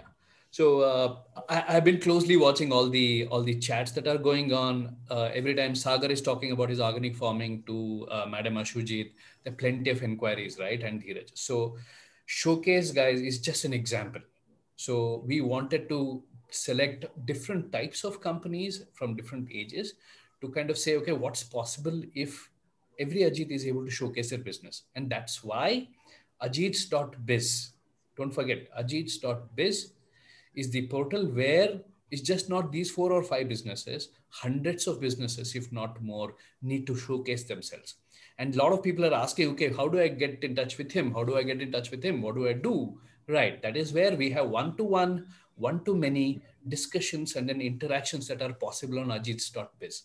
So go ahead, firstly sign up and then register your business there, list your businesses there. So it's pretty easy. Any doubts, ask us and all that. So that will be the forum for us to do this. And one other thing that the way we try to keep this vision is there are plenty of senior Ajits that I have spoken to who've been successful entrepreneurs. For all of them, it is about paying forward. And that's the reason we chose 3 really young entrepreneurs this time to present. To show you guys who are youngsters that what is possible. Now you're convinced that somebody who's 35-year-old can build a 300 crore wealth management AUM company, right? Someone like as young as 25-year-old Niveda can do wonders, and Samir can raise businesses billions of dollars worth for his clients. All of them under 35. So that's possible, as I said, with many Ajits, and there are more senior Ajits more than willing to help in making that happen. That is, so stay engaged on Ajit's business portal. The more you're engaged, more we will be encouraged to do these things. So it's not a one-day AEF function during the annual meet. It's a continuous engaged community that we're trying to build here. So to that dream, 10 unicorns, 1 lakh employment generated. That is the dream that we have from Ajit's Entrepreneurship Forum. So that's my message concluding message before Halaswami Magod sir proposes vote of thanks. And thank you so much, guys, for being here for such a long time. Thank you, Milind sir. Over to Halaswami Magod sir to present his vote of thanks. Magod sir, please. Yeah, good afternoon, Ajit. I think before going for a vote of thanks, I think I had one thing which I want to tell all Ajits, that how much... Dheeraj, change the spotlight. Sorry, Magod sir. Dheeraj, change the spotlight, please. Okay, yeah. Okay. Yeah, I just want to share some of little experience of what as a Magod laser we really gained by just being in touch with Ajits and attending all OBAs. OBAs makes a business sense to us.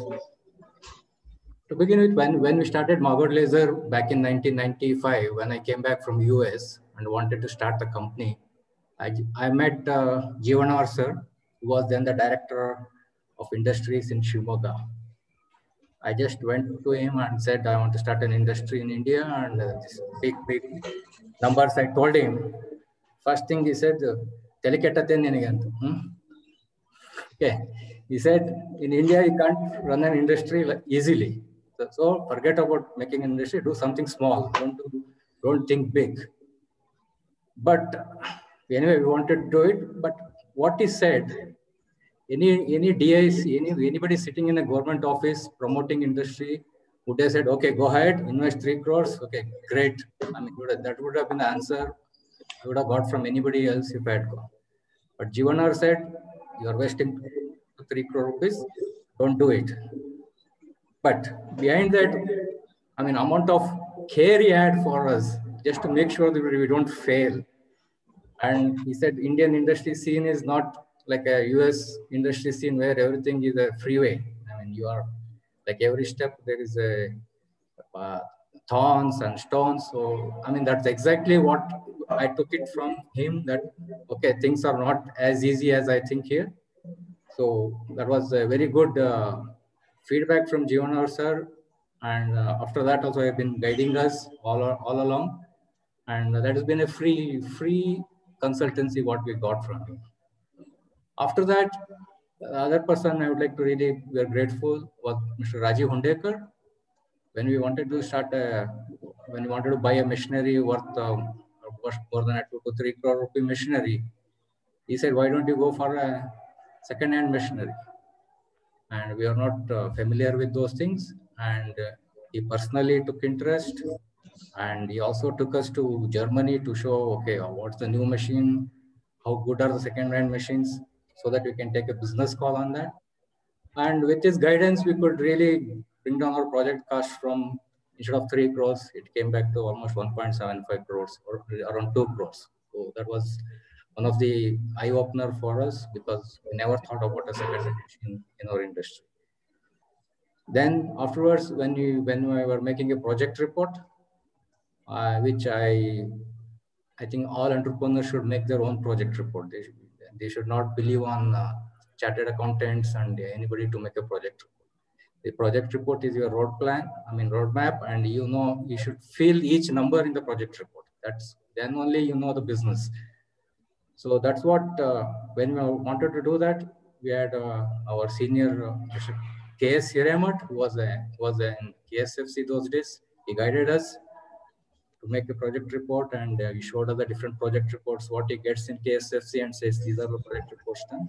And that was of very immense help to us. Then after that, coming to my own classmates, Mr. Srinivas Naik, who was my batchmate, was in the central excise those days. He gave us some information, which even though we are not central excise registered, but we could claim some bond even after 5 years. So that information just saved us 7 lakhs in those days. A simple information like that. Then our batch, my friend Maltesh Patel, he was always helping us. He was there all along, and things were tough. He spent night in our factories, correcting the machines, giving us repairing the PCBs of the machines, what went down. I mean, these things all is like, we got it for free. I mean, it's like best business advisors are for free. You don't have to pay anything for it. And I mean, that's what the strength of Ajit sees. So I think everyone just ask, that's all. Ask any senior, you'll get more than you require.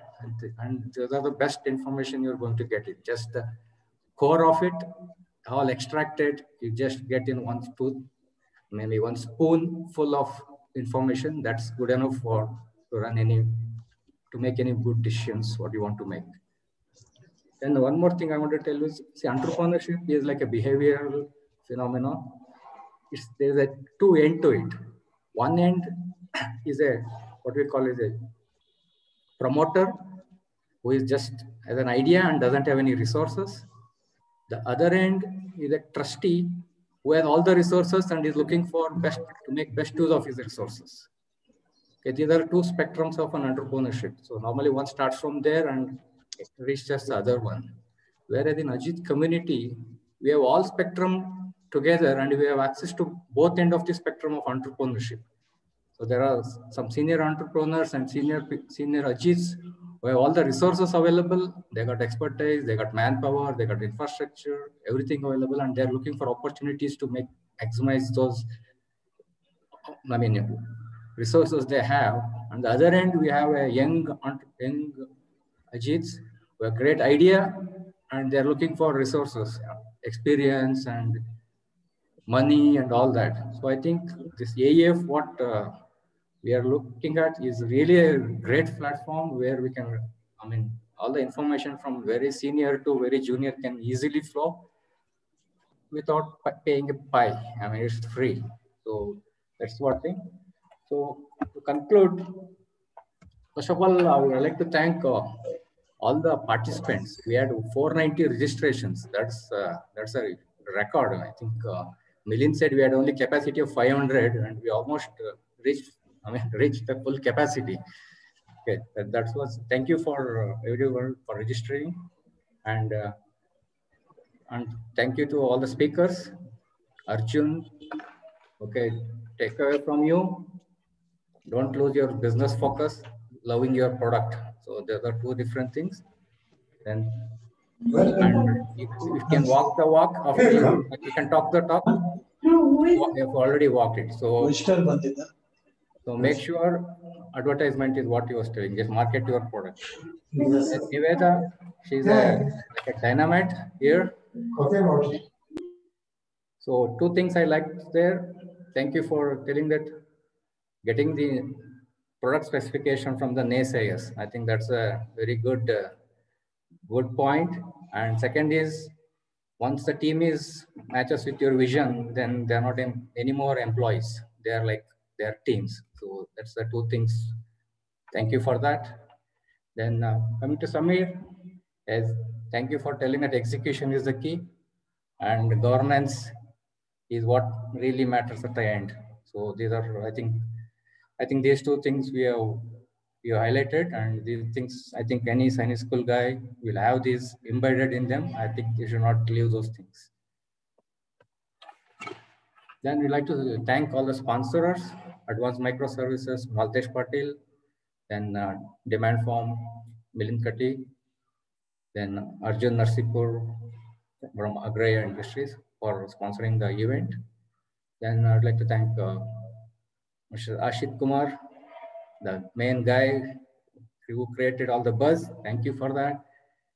Then Santosh Hambal, who built this portal. Then Dheeraj Bellat, who coordinated the whole program. Then Akshay Patil for the content, for all the written content. Then again, Maltesh Jivanor sir and Kulgod, Shashikant Kulgod for guiding this AEF and giving a lot of feedbacks to the team. Then Mr. Ranga for a lot of background help. Okay, and at last, Milind, thank you very much for directing this and making it really a huge success. And I've attended a lot of CII seminars, and maybe this was far, far better than any CII seminars I have attended. Okay, and thank you very much. And let's be in touch and let's exploit each other free. Thank you. Thank you. Dheeraj, would you like to close this? Thank you, all of you. We've extended, but I guess it was worth it. Thank you so much, all of you. So keep in touch. Don't forget ajits.biz. That is where we're going to interact, and then that's where we're going to do. And keep engaged. The more engaged, the better it is. Bye bye. Thank you. And don't forget to log into all other evening and tomorrow's programs. They're really, really interesting. Trust me on that. Cultural event today, and then many, many things to go today and tomorrow. Be engaged. It's super fun from the comfort of your couch at homes. Bye. Have a good day. Ajit hai, Abhit hai. Good day, sir. Okay, thanks everyone. Thank you.